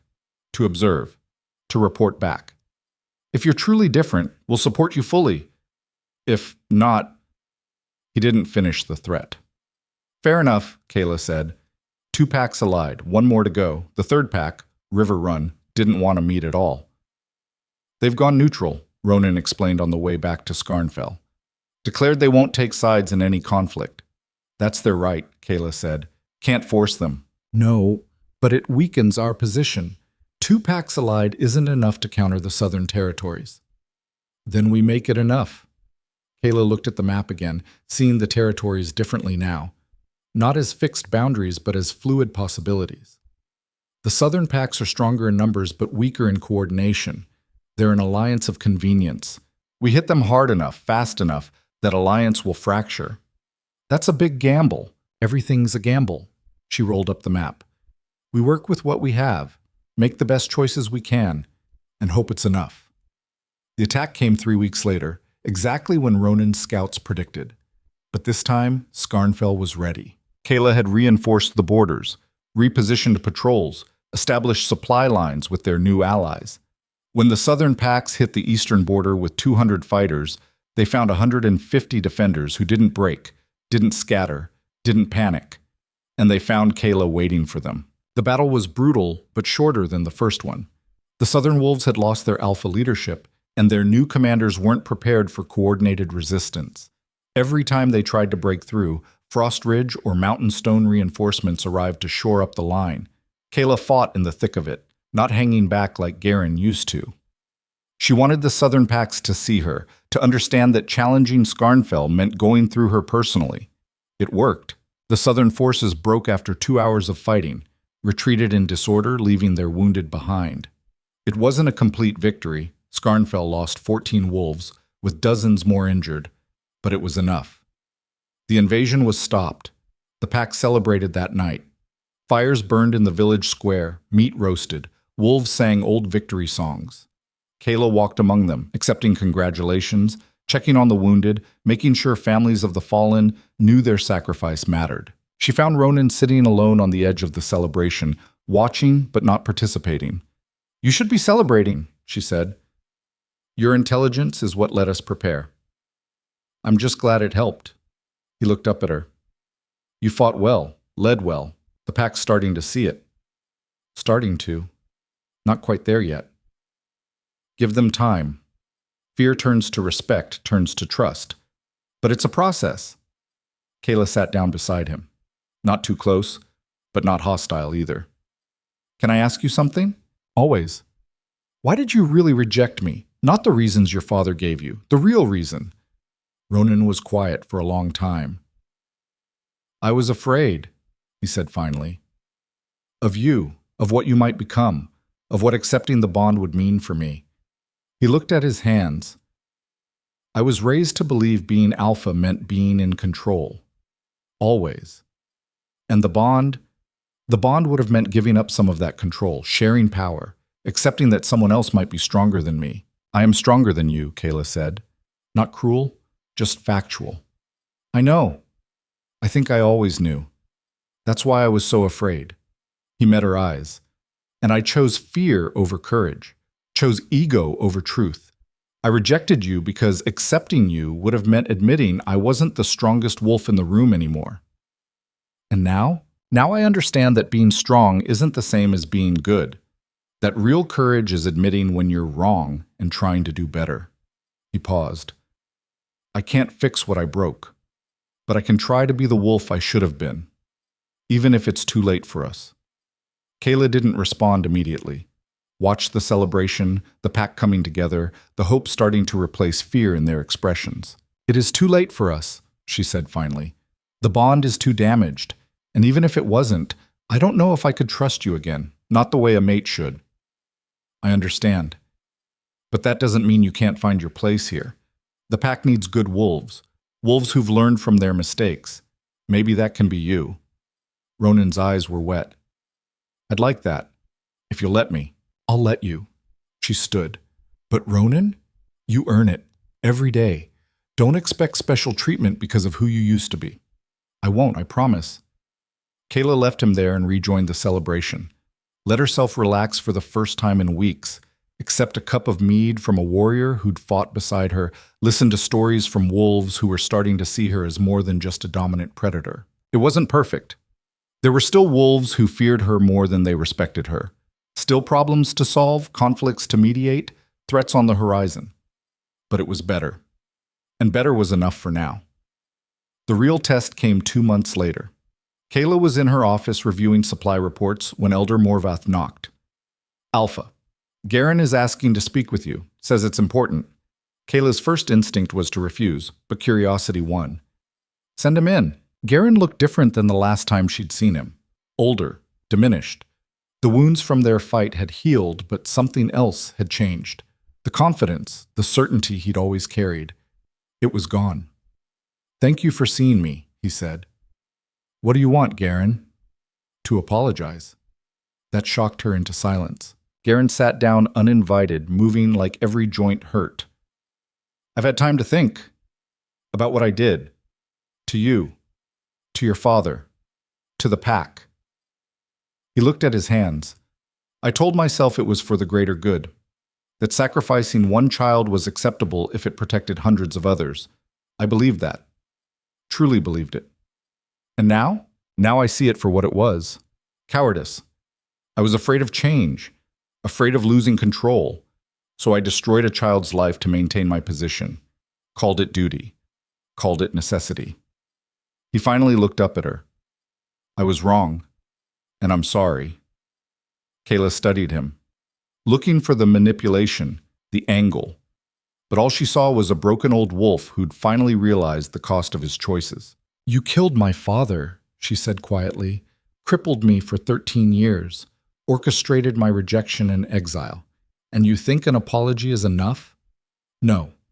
Nothing I say or do will ever be enough. I know that." Garen's voice was steady, despite the shame in his eyes. "But I needed to say it anyway. You deserved to hear it, and I needed to admit it out loud, to you, so I couldn't hide from what I did anymore." "Why now? Why wait 2 months?" "Because it took me that long to understand. I watched you lead, watched you make alliances I could never make, watched you fight for wolves who feared you, watched you be the alpha I should have been." He stood slowly. "You're better at this than I ever was. And I robbed the pack of that for 19 years because I was too proud and too afraid to accept change." Kayla wanted to feel triumph, vindication, the satisfaction of watching her tormentor grovel. Instead, she just felt tired. "Your apology doesn't change anything," she said. "Doesn't bring my father back. Doesn't give me back the childhood you stole. Doesn't undo the damage." "I know. But it's a start." She met his eyes. "You'll never have your position back, never have your authority.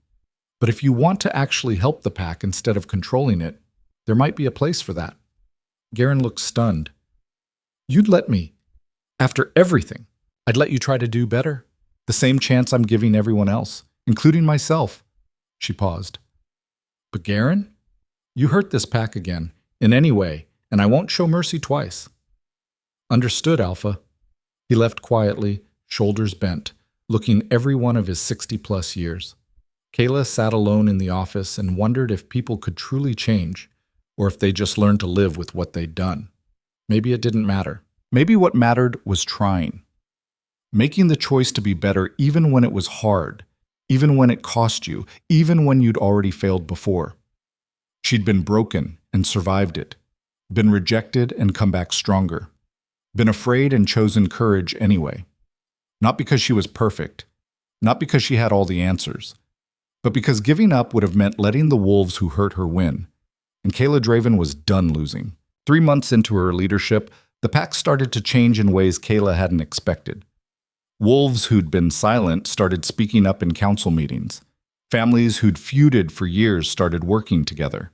Young wolves who'd never had opportunities under Garen's rigid hierarchy started training for positions they'd never dreamed of reaching. It wasn't perfect. There were still conflicts, still wolves who resented her, still moments when she wanted to give up because leading was so much harder than surviving. But the pack was growing, healing, becoming something better than what Garen had built. "Alpha," Jace said one morning, finding her in the training grounds. "There's someone here to see you, from River Run, the neutral pack, the one that had refused to ally." Their representative was a young woman, maybe 25, with cautious eyes and a respectful posture.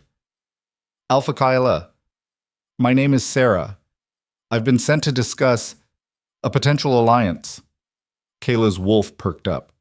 "I thought River Run was staying neutral."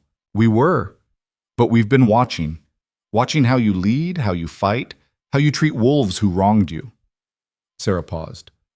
"Our Alpha is old, set in his ways, but the younger generation, we see what you're building, and we want to be part of it." "Does your Alpha know you're here?" "He knows. He's not happy, but he's also not stupid. The Southern Territories are getting desperate, making risky moves. We can't stay neutral forever, and if we're going to ally with anyone," she met Kayla's eyes, "we'd rather ally with a wolf who knows what it's like to be thrown away than with wolves who throw people away." They talked for hours. About terms, about expectations, about what a true alliance meant.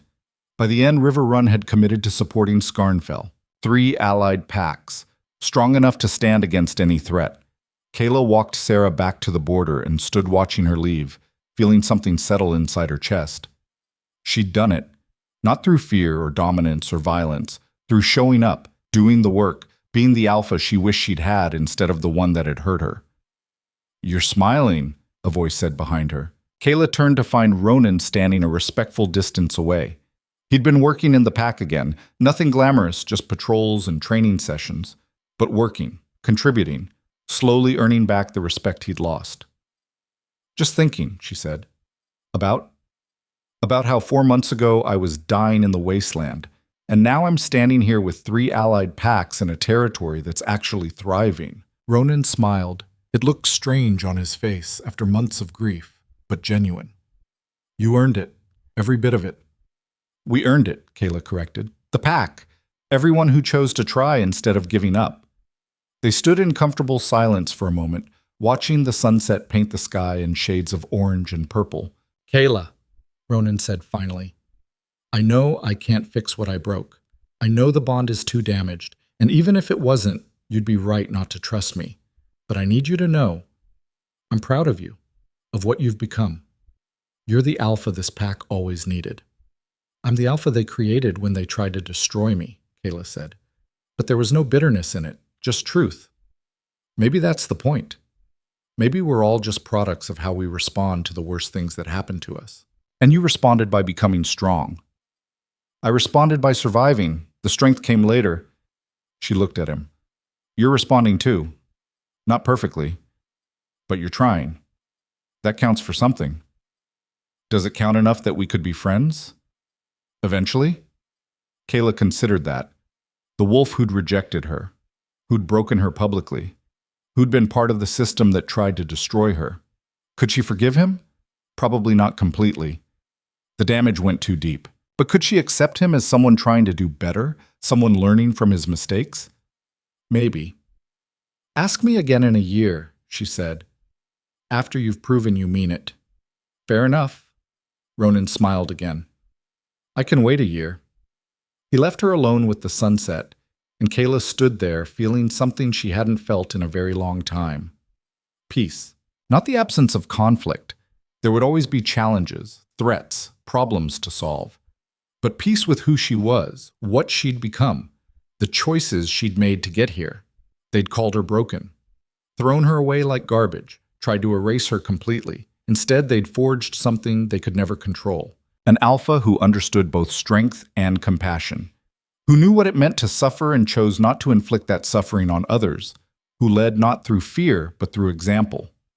Kayla Draven walked back toward the pack center as the sun set behind her, casting long shadows across territory that was finally, truly hers. Not because she'd taken it through dominance, but because she'd earned it through being exactly what they'd feared and then choosing to be something better. The girl they rejected had become the leader they needed. The mate they cast aside had become the alpha no one could challenge. They'd tried to erase her. Instead, they'd created something unstoppable, and she was just getting started.